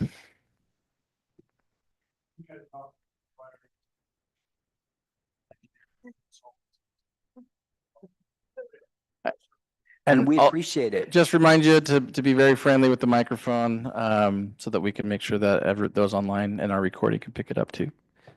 My name is Mason Mennel with JB Engineers, and we are very much appreciative for all the work, and we enjoy working with you. Thank you very much. Esmeralda, did you want to take the lead, or do you want me to just kind of, okay. Yeah. Wasn't sure what the hierarchy was going to be. That's right. Okay. Sorry, buddy. Yeah, I will. Is this better? Yes. Okay, I usually kind of talk loud anyway, so. So I've brought into this in the last 6 months or so. So some of the history, thanks for summarizing that. This is, I know it's whatever number, not number one on the review of this. So my plan, or what I was tasked with, was just summarizing the changes since the last plan. So if you want to go to, I think it's about page 22, but the layout sheet I think would be kind of the main thing. Basically, since the last plan was presented last May, or maybe it was June, we turned it in May. We had a dog park in the north end that we've received comments to take out. So the dog park at the north end was removed. And with city comments, we added a kids under 12 soccer field at the north end. There you go. And additionally, we enlarged via city comments, city parks comments, the central field there to accommodate college soccer and potentially football. And so with that expansion of that field, we had to lose a little bit of the parking there between the fields. So it went from 75 stalls to 50. And then that also took out the access through the parking lot from Bud Draper Road. We do still have the Walla Walla Street extension there that would provide connectivity. Additionally, we enlarged the southwest field to accommodate high school soccer or football. It would be more of a football practice field. You wouldn't have goalposts, and it'd be pretty tight end zones. And we add a storage building to take care of some of the sports equipment. Park entry monument sign at the northwest entry off Walla Walla Street. And then we updated the text, cost, opinions, and figures to reflect all those changes. But those changes, as I understand it, all came from city staff and city input. So we were taking care of those for that reason. The current fields then would be 4 softball and baseball fields. There's 2 adult baseball and softball fields on the east side there, and 2 Little League baseball, softball fields on the west side, and then 3 soccer fields. There's a collegiate size in the center, and number 13 there, if you can see that far. High school one down the southwest, and so the collegiate one could also double as football if you had like some portable goalposts. That one got it written down somewhere, but it's 120 by 75 yards, I think, so it's bigger than a football field. The high school soccer field there in the southwest is roughly the same length as football. It's a tiny bit shorter, but it's wider. And so that one could be, I would say, more like a practice field or something where the length is there, but it's going to be pretty tight end zones. So, and then the kids under 12 soccer field at the north there. So that one could be, youth football as well. The previous estimate was $20.1 million. It's down to 18.4. Most of that savings being taken out the dog park and losing a little bit of parking. The turf is cheaper. Some of that kind of went up because with another year of waiting, just inflationary costs. So. And then the previous parking stall count was 182 with 322 with the overflow lot to the north there, north of Walla Walla Street at item 17. And so we lost 25 parking spaces with the enlargement of the soccer field.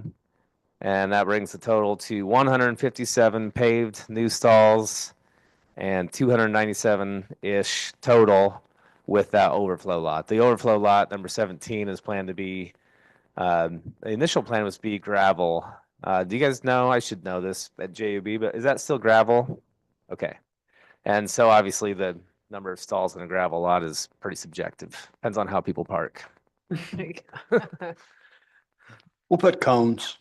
What's that? We'll put cones. Yeah. They'll follow that. Sure. I don't know. Sometimes the parking bumpers can help quite a bit, but yeah, gravel lots, I was glad to see everyone nod and smile. Yeah. Yeah, exactly.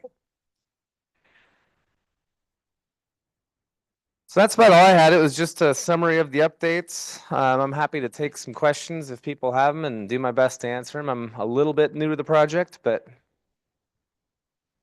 I can sure try. Mason, I just wanted to add, Mason, before we take a bunch of questions, that the transportation safety plan goes into effect with a lot of this stuff when we're doing this. So as you may know, there's not very much access to the McNary area. That's one thing that does make it nice and quiet in a lot of those neighborhoods. And unfortunately, it also reduces response times. It reduces availability to get into there and out of there. If there was a major accident at the intersection by McNary Market, basically we would be shut off except for coming down DeVore and back around the other Right. side. So it's really critical that we all understand that we love that small town and that small community area and those kinds of things. But we also have to take into effect emergency response times and have the ability to get out of those neighborhoods and into those neighborhoods quickly if something were to happen. So that's the one reason for the Walla Walla connector to go in. The other one is obviously access, but those are really the drivers that go with that. There's also a large gas main that runs right into that intersection at McNary Market. And so we have to take all those kinds of things into effect. So I know sometimes it may feel like we're not looking at the big picture, but I truly can tell you that we take all of our master plans and that's what drives what we do and how we do it. So I just wanted to kind of. And to be honest with you, it was kind of glaring when we had that fire and trying to get people in and out or trying to move people around. We're not set up for that. And we really need to plan. And, we used to talk about being strategic and looking forward and how can we connect this? And that's all part of it. That's 100%. I agree. Thanks for bringing that up.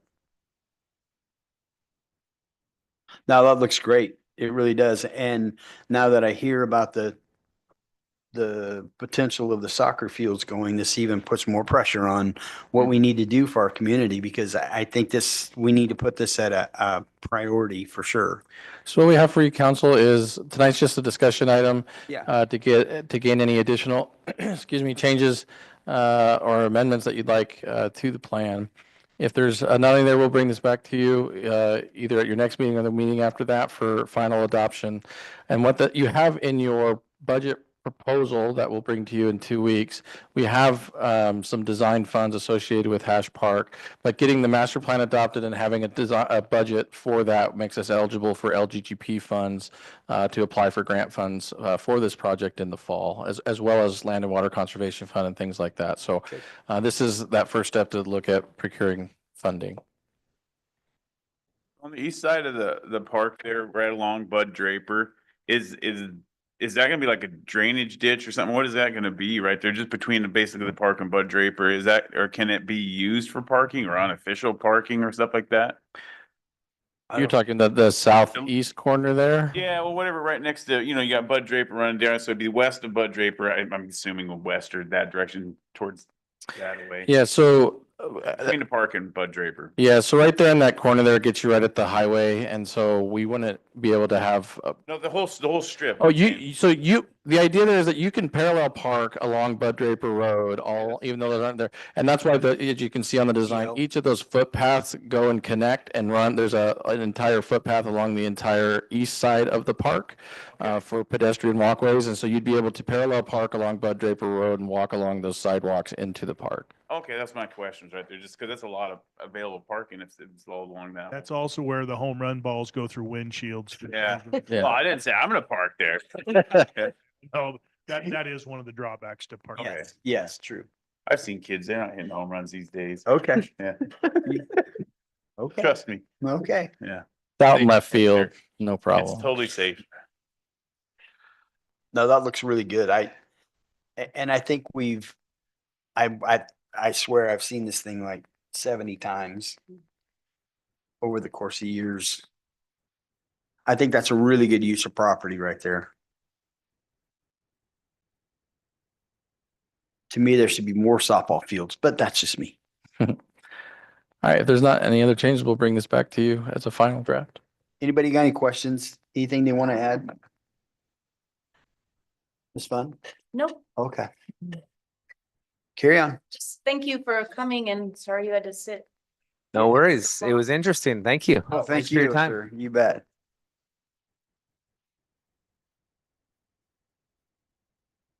All right, let's move on then.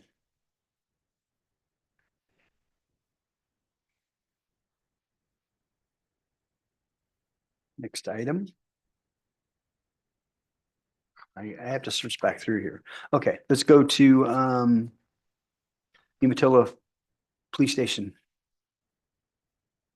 Dun, dun, dun. Like, give us just a moment. We'll put a graphic up on there. I got it on this one.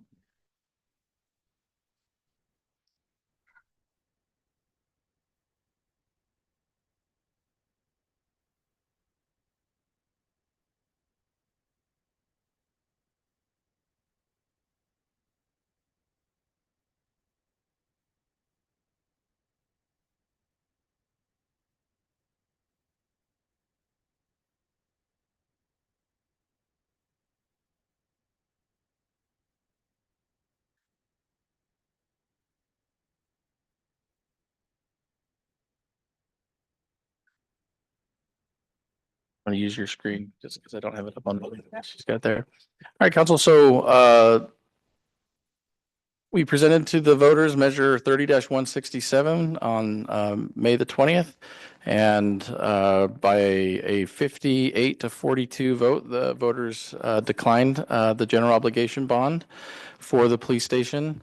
We have over about a little more than 3,000 registered voters in Umatilla. We had 478 vote. So that's roughly 15% or so participated in the election. And so part of that bond we talked about, we had several messages and our webpage is still available online. We talked about the need for the facility, the general scope of the facility. The bond was a $19.8 million ask. And as well as trying to highlight the idea that in order to access almost $33.8 million in Amazon funds, we would need a yes vote to pass in order to get Amazon to pay an additional $33.8 million towards it. What that comes down to on an annual basis would be about $100,000 from residential contributions would equal about $1.6 million from Amazon annually each year. And so but the voters said no to that bond option, and we can talk about a bunch of different ideas or reasons as to why that was the solution if we or the response if we'd like. But we bring you back the idea that option one that you have really kind of two options available to you. Option one would be to bring the bond question back to the voters at the November election. And we could make some alternative updates to either our messaging or our procedure on that. We'll talk about that in a minute. And the second option is to do what we said, which is that we know that we need to build a police station, and the funding method to do that is through a full faith and credit loan. Really, the only difference between option 2A and 2B is just the timing, and then of course the timing then has impacts on associated costs. But in general, one would get us started here in a few months. The short version of that is that this new police station is completed and occupied in fourth quarter of next year. And it can range whether we do a 20 or 25-year term, either $32.5 million or $36.8 million in total repayment costs. The GEO bond option, if we were to go back to voters in November, would be a slightly another 3-month delay on that, would be occupying the building the first quarter of 2027 for a total of about $36 million. And then option 2B would just be a slightly later time. And that just really just helps with the way that the financing is set up on those bonds. And so mainly because we don't have additional funding coming until the following fiscal year that comes from both ad valorem and payment in lieu of tax from the enterprise zone. And so that annual, that 20 years, 32.1 million and 25 years, 36.4. So similar dollar amounts, slightly less, but comes with about a 6-month delay from the first option. Any questions so far? I'll pause there before we kind of drill down into perhaps some alternatives for option one if we're interested in talking about that. Option one, meaning go back out for another bond. So that would delay us obviously some time. But I don't know that our messaging was, the best. And, maybe we look at some of the comments that were made and see what we need to do, if it's cost analysis or something like that, if maybe it's too much at that point or whatever, I don't know, maybe we adjust things, readjust things or and then go back out. I don't know that we want to, me personally, take on that large of a hit, especially looking at, we really need to, now that we see Hash Park and wanting to get that done. I don't know. What do you guys? I'm the only one talking up here. Sorry. We just like your voice. Yeah, no. Yeah, I mean, I agree with everything you said. I guess my, I'm not happy with the idea of going out for a bond, issue again.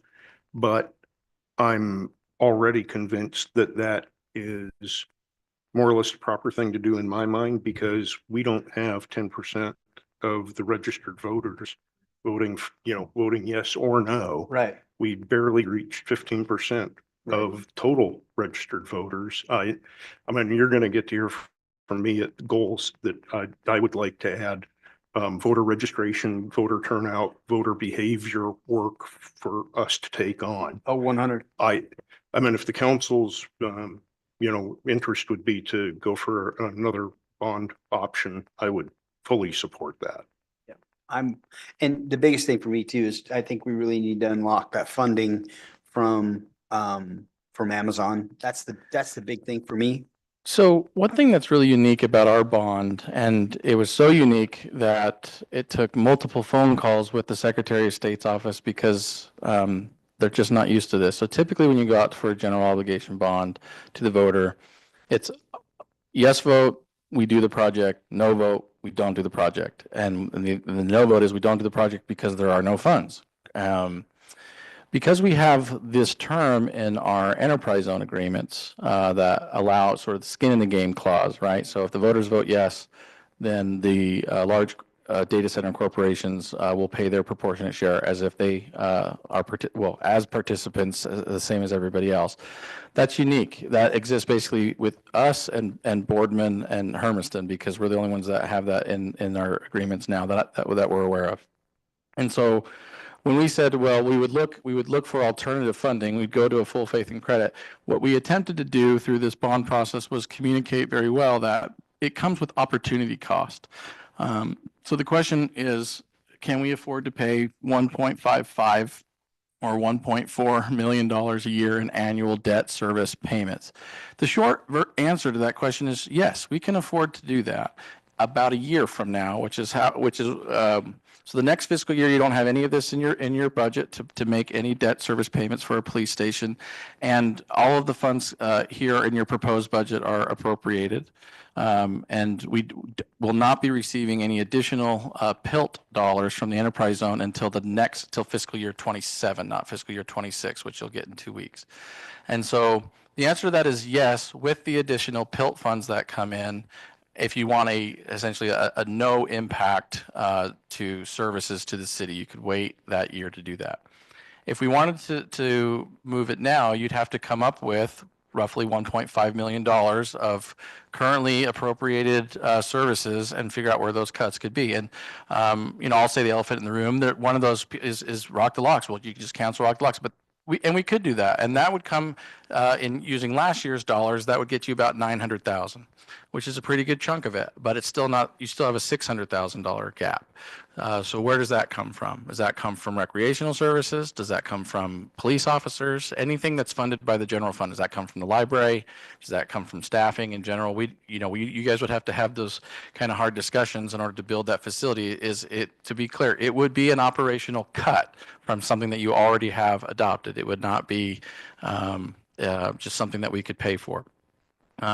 You could also choose to reduce your reserves in that scenario for the year, taking you from 18% down and waiting for those additional enterprise zone PILT funds to show up next year. But then that goes to the further question of, we have a lot of discussions, particularly with the other taxing districts, on finding ways to be more equitable in the distribution of those funds. And if we're spending all of those additional PILT funds going to this facility, there aren't other funds available unless you want to reduce services in order to get there to do that. Now, we'll have this further discussion at your workshop next week about what an urban renewal district can do to help maybe soften some of that. But we'll have that sort of a deeper dive discussion in relation to that. Which, by the way, urban renewal funds cannot be used to build a police station and cannot be used to build a city hall, just to be clear. So typically what happens when a bond fails, and it's a relatively close vote, and 58-42 is not necessarily considered, I wouldn't consider that close. But the only reason I mentioned the voter turnout at 478 is because that's 34 votes. So if 34 people that voted no change their vote to yes, it passes by 1 vote. So it just because of the low voter turnout. So typically when they're close, a municipality will go back to the voters and say, okay, we've looked at our scope, we're going to reduce our scope, here's some proverbial fat that we're trimming or whatever we're looking at, or we're going to adjust timeline or that sort of thing. We've done a lot of work on this over the last several years, and judging on the trajectory of the growth of our community and the officers that we're hiring and all those kinds of things, we feel really good about the scope of this building. Maybe you heard different, and we certainly had comments to the contrary of that. And so if you feel that those comments need further discussion, we can. But we think we've got the scope dialed in there pretty good. Perhaps the only service that might be worth cutting there would maybe be dispatch. But as we mentioned through that process, is if we prepare the facility to be dispatch ready today, that costs about $1.2 million is the total sticker to get it dispatch ready. If we change our mind how we do our dispatch services in the future, to build something or retrofit something in the future was estimated to be about 3 times that much, a little more than $3 million. And so if we don't use dispatch services, we still have the operational use and facility and utility of those facilities. There's still office space or public spaces and things like that that could be made available. So typically you reduce the scope or you change the timing and things like that. We feel we have that pretty good. Where this could be unique for us would be really just on the messaging, is we could sort of sweeten the pot, so to speak, with the skin in the game clause. That's very, very unique to what we have here. I do want to put the asterisk on this, is that legal counsel is still further reviewing this idea or concept. But what I mentioned to you at the very beginning was, if this had passed, all residences combined would have paid about $100,000 a year towards the $1.5 million a year, $1.55 million a year payment. That means the rest comes from commercial and industrial, with the majority of that coming from the enterprise zone participants, or somewhere in the ballpark of about 1.2, 1.3 million. If we were to go back to voters and say, look, we're really just trying to, the messaging is just one message. We're trying to get access to these enterprise zone funds that are in the skin in the game clause. We will just credit that $100,000 back to your utility account. So you vote yes, you're all going to get a $35 credit to your utility account, because that was what it was going to be for the median household, was $35 a year. And so depending on the assessed value of your house, you may net zero, you may gain a few bucks, you may cost you a few bucks.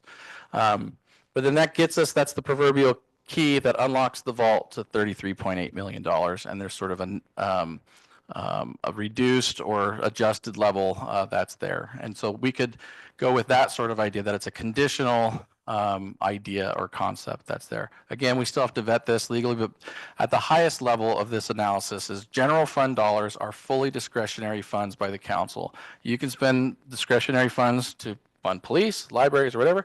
You can use discretionary funds to, like we do now, to contribute to nonprofit organizations, to community groups, and so on. They're your discretionary funds. And so if you feel that you want to give $100,000 credit holidays on, water on us or something sort of deal, you can certainly create something like that. Where it gets a little bit tricky is where are we with the Secretary of State's office? We have to be direct and impartial. And right now, because the bond is passed, we're able to have these sort of robust discussions. If the bond was pending, I couldn't talk like this right now. And so we're trying to get this information out, and that could be sort of the alternative if we went in November to do that. Yes, and I will say that, just as we were talking earlier and Mia talked about not having the communication of the park and people not being aware, maybe we've lacked some communication and maybe we start flooding more communication to our constituents so they can better understand where we're coming from. And again, we can only do so much, right? And we talk about this proverbial break that we have all the time. How do we reach them? It's not newspaper anymore because nobody gets a newspaper. Not everybody has Facebook, Instagram, TikTok, whatever. So how do we reach them?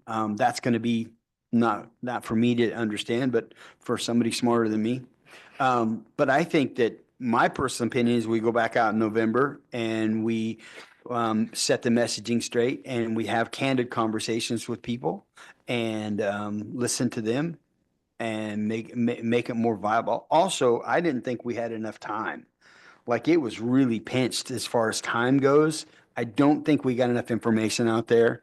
The other part is we have a bunch of pending stuff going on right now, as we all see in the news. So I think it's just going to give everybody a little bit of time to watch things to see where we're at too. So yeah, and that's just my opinion. Let's remind me to be clear, it would be considered a public safety credit to a utility bill, not to Yes. the water fund. Yes.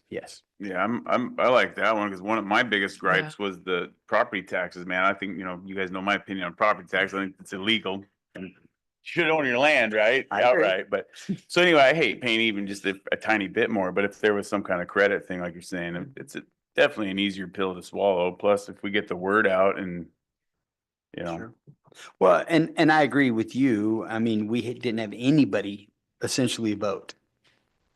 Where normally we would get at least double what we had, at least that much, at least 1,000, 1,200 people. I think November is more crucial. No, yeah, voting November's, votes. Yeah. Well, I think they don't vote the spring ones. They don't, November is it's easy to forget. Mhm. I forgot to leave the last day and I brought my ballot in, the very last day. It was So you. we spent a lot of time talking about option 1, but I also wanted to make sure to focus on option 2 and 2B. If you were to ask staff the preference, we would probably be more interested in 2A simply on the timeline. And also the cost is it's only $400,000, which is a lot, but amortized over 20 years. And so it's relatively nominal dollar amount over the course of the entire loan, and would provide an ability for us to start now rather than waiting until November. And again, there's no guarantee if we update our communication specifically and anything else related to a bond, there's still no guarantee that passes, and we could be in the same place where we are now 6 months later.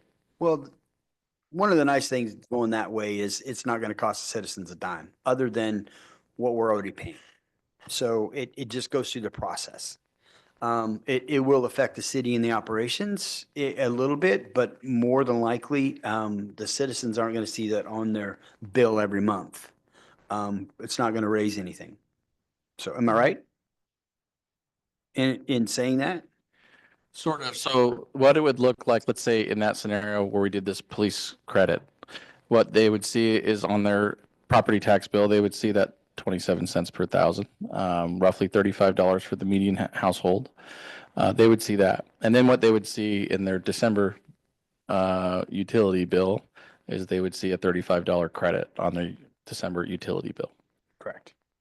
So let's say and that would be the option 2A or whatever it is.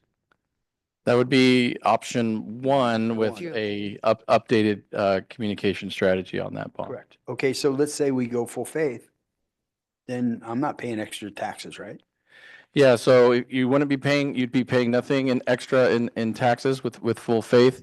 It just becomes that $1.5 million is in our operation budget now, which includes operations, capital improvements, reserves, and so on. It's going to need to take a look at all general funded services and look at what services we would either delay, reduce, or eliminate in order to be able to meet that obligation.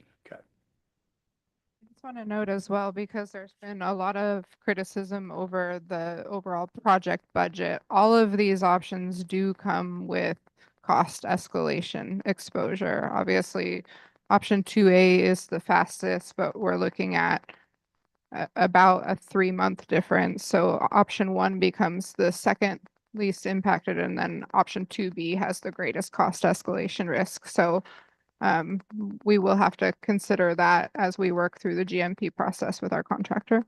Okay. So we brought this to you as a discussion item and a recap. We're not necessarily looking for No. any kind of decision or anything to do it, but we wanted you to provide you these options so that you can go back to your constituents and talk in the community. Obviously, this is recorded. People can talk about some of these things. A few concerns in general. I'm sure you share them, but I'll just state them here.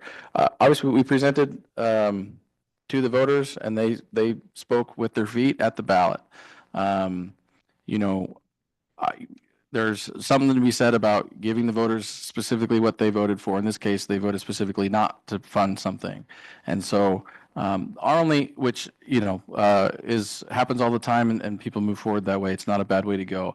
Our only worry or concern with that is how good of a job did we do in expressing that came with an opportunity cost. And so we presented you some other projects tonight, Hash Park, 3rd Street Soccer Field, some other improvements that we're looking at. Would we have funds available to match requirements for grants or to even to fund any of those other projects? And so do we lose some other quality of life amenities in the community in order to fund this other need? I mean, so we have, it's been a long time, council, since we have, this is what, there's 241 cities in Oregon, about 200 of them have these hard discussions every single day where we have conflicting priorities. They're all high priorities and we can't fund them all. Which ones do we pick? So that's the boat that it puts us in.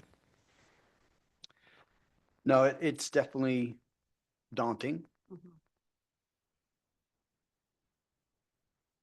Because if you look at our growth and the trajectory that we're going, and you try and forecast out 20 years from now, 25 years from now, when a lot of us won't be, I'll be still here, but I take enough vitamins.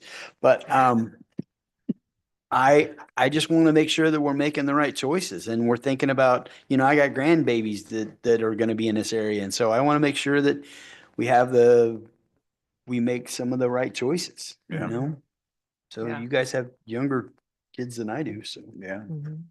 And and honestly, I think that's why we go into community service, and that's why we're all sitting up here, and it is tough to make decisions based on that and wants and needs and all of that. So I don't know. I just think the best thing we can do is just not be siloed and have some discussions with people around us and listen to them objectively instead of subjectively, and work through the process. And the biggest thing is listen.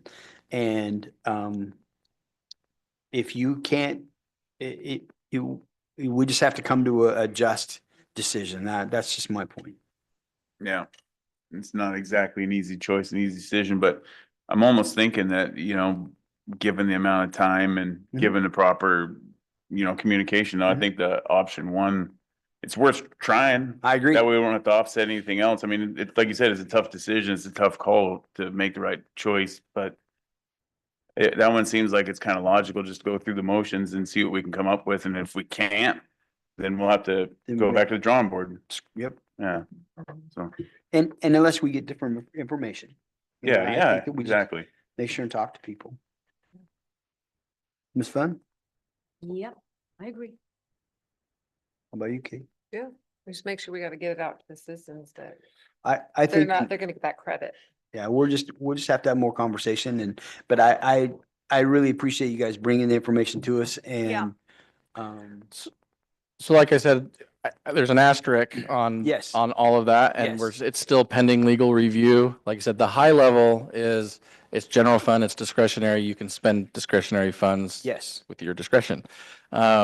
But we still have to do the drill down on a full legal analysis. And like I said, it's a unique analysis because I don't believe anyone's really offered that, because there's sort of the skin in the game clause that exists in our enterprise zone agreements doesn't really exist anywhere else in Oregon, and it's a generally new concept. And so it's gonna, I don't know if there's gonna be a perfect comp on case law or anything else like that might be out there. So there's a deep dive legal review on that, and it's still pending. Well, I Worth a think. shot. Yeah. Yeah. I think we hit on a key thing, and that's what Bruce brought up, is that we need to get some voters out there, first of all. And we need to educate those people and educate ourselves. If that's something that they don't want or they want, then we go from there. So we need to not sit in a silo, for sure. Very So what good. we'll do, if sounds like the course that we will chart forward here is we will await that legal review, and when we have a legal opinion, we will bring that back for council for further consideration for option one. I would think that if the legal review on that says I can't do it, Right. then we're probably pursuing 2A is what it sounds like. There seems to be some general consensus there. If there's a thumbs up, then we'll dive a little deeper into option one. Okay. All right, sounds like a I think we plan. have options. Yep. All right. So with that, mayor's message. First of all, I want to thank Mr. Doug Primer for coming out tonight, Mayor of Hermiston. Thank you very much, sir. Appreciate it.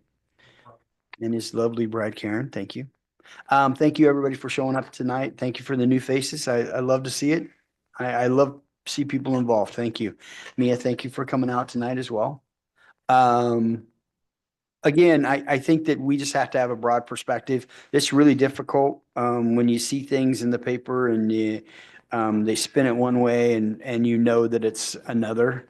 And so I would just challenge everyone to open your mind and be human. So Grace. Lanny Day's coming up. That's going to be fantastic. I think it's going to be a good time. Also, prayers and thoughts for the Mays family. Officer Brian Mays passed away this weekend. Wonderful man. Hate to see him go. Wadapalooza's coming up too, or it just happened or did? It will happen. Perfect. It's awesome. That's a lot of fun. Yeah, and it's free. That's right. See, that's what we want to do. We want to have those free things for our community. That's exactly right. So that's all I have. Miss Fun? I just wanted to say, thank you to everybody attending, and sorry this has been so long. I appreciate all the senior flags hanging up. Thank you very much, always, for doing that. Makes us very happy. I also want to kind of allude to what Darren said. I appreciate the comment about what's all over like social media and things like that. Like we're not happy about it either. And so just please be patient, and hopefully, I don't know, we're just not very happy about it either. So thank you though for making that comment. And go ahead, next. Yeah, thank Miss you. McMillan? Oh, sorry. Good. Thanks for all the new faces out there. And Lauren, it's good to see you out here too. The youngsters, I think it's amazing whenever they come just to open their minds. You might be a little bored, but at least you get the experience, and it's good for you to kind of see what's going on and, the future. You are the future of Umatilla. So it's good for you to be here too and to see these things. So I appreciate it. And it was just good seeing you again too. But yeah, I just appreciate you guys all coming out. And like they said, I'm going to reiterate, please just have open minds with everything that's going on that you see. There's lots of twists and turns. Not everything you read is 100% in the paper. I do know, one thing I will say is I have not had anybody contact me or reach out for me for any type of comments whatsoever. So they say they have, but I have not had one person reach out to me on any of that stuff. So you can see where there's little twists and turns all over there. So that's all I have to say. Mr. McMillan? Yeah, and I agree with you on the sidewalks on Power Line, and we're trying, man, because my kid walks the same stinking sidewalk. The scariest part is in a few months, he's gonna be driving on Power Line Road. On the and- sidewalk? Well, hopefully not on the sidewalk.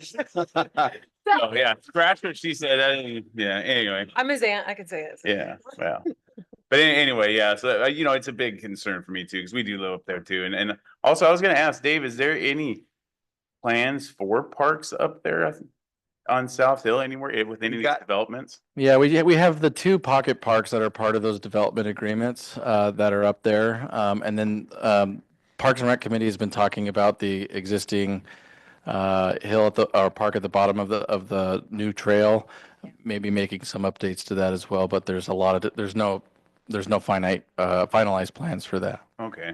What was that land that was donated to us? So Nugent, that's actually part of Nugent Park. So Nugent Park actually is where you see it now with the ball fields and playground, but it crosses the river and comes all the way across there. So that's a big, huge facility that the city bought in the 60s for like $9,000 using land and water conservation funds. And then we've had other park there at the end of Sparrow Avenue as part of the development agreement. So they'll give us approximately 2 acres and they'll get it to us sort of, like I said, as bare land that'll be available for us to develop. So we need to come up with a little plan for that park. Yeah, and me, I hate to see some of the things change around here too. I really do. And I hate to see you get impacted abnormally more than most people too. So so anyway, I just want you to know that I'm sorry that things happen, and when a city grows, it changes, the dynamics change, everything changes, and it's not like any of us wanted any of that to happen. But there's limited space, limited area to go. Anyway, I hope it doesn't impact you as much as you're thinking it might. So anyway, I just wanted to say that. So anyway, that's all I got to say. So thanks for everyone for showing up. Appreciate it. Oh, and thanks, Josiah, for your report. That was a great report. Yes. Yeah. All right, you're up, Bruce. Thanks everybody for being here. Graduation weekend pretty much everywhere. So watch for the crazies out driving and misbehaving like we all did. And I guess back to my usual thing where it's like, look, it's summer, kids are out now. So I've said it before, I'll say it again. They're up running around in streets at the darndest times. So even if you're up driving at 4 o'clock in the morning, watch out for them because they come out of crazy places and you have to watch for them. All right. Well, with that, guys, I need a motion to adjourn our regular session and go into executive session, please. Mr. Council President, I'd like to make a motion. We leave our regular session and enter into executive session. We have a motion on the floor. Do I have a second? I'll second that motion. Okay, roll call. Aye. Aye. Aye. Aye. Aye.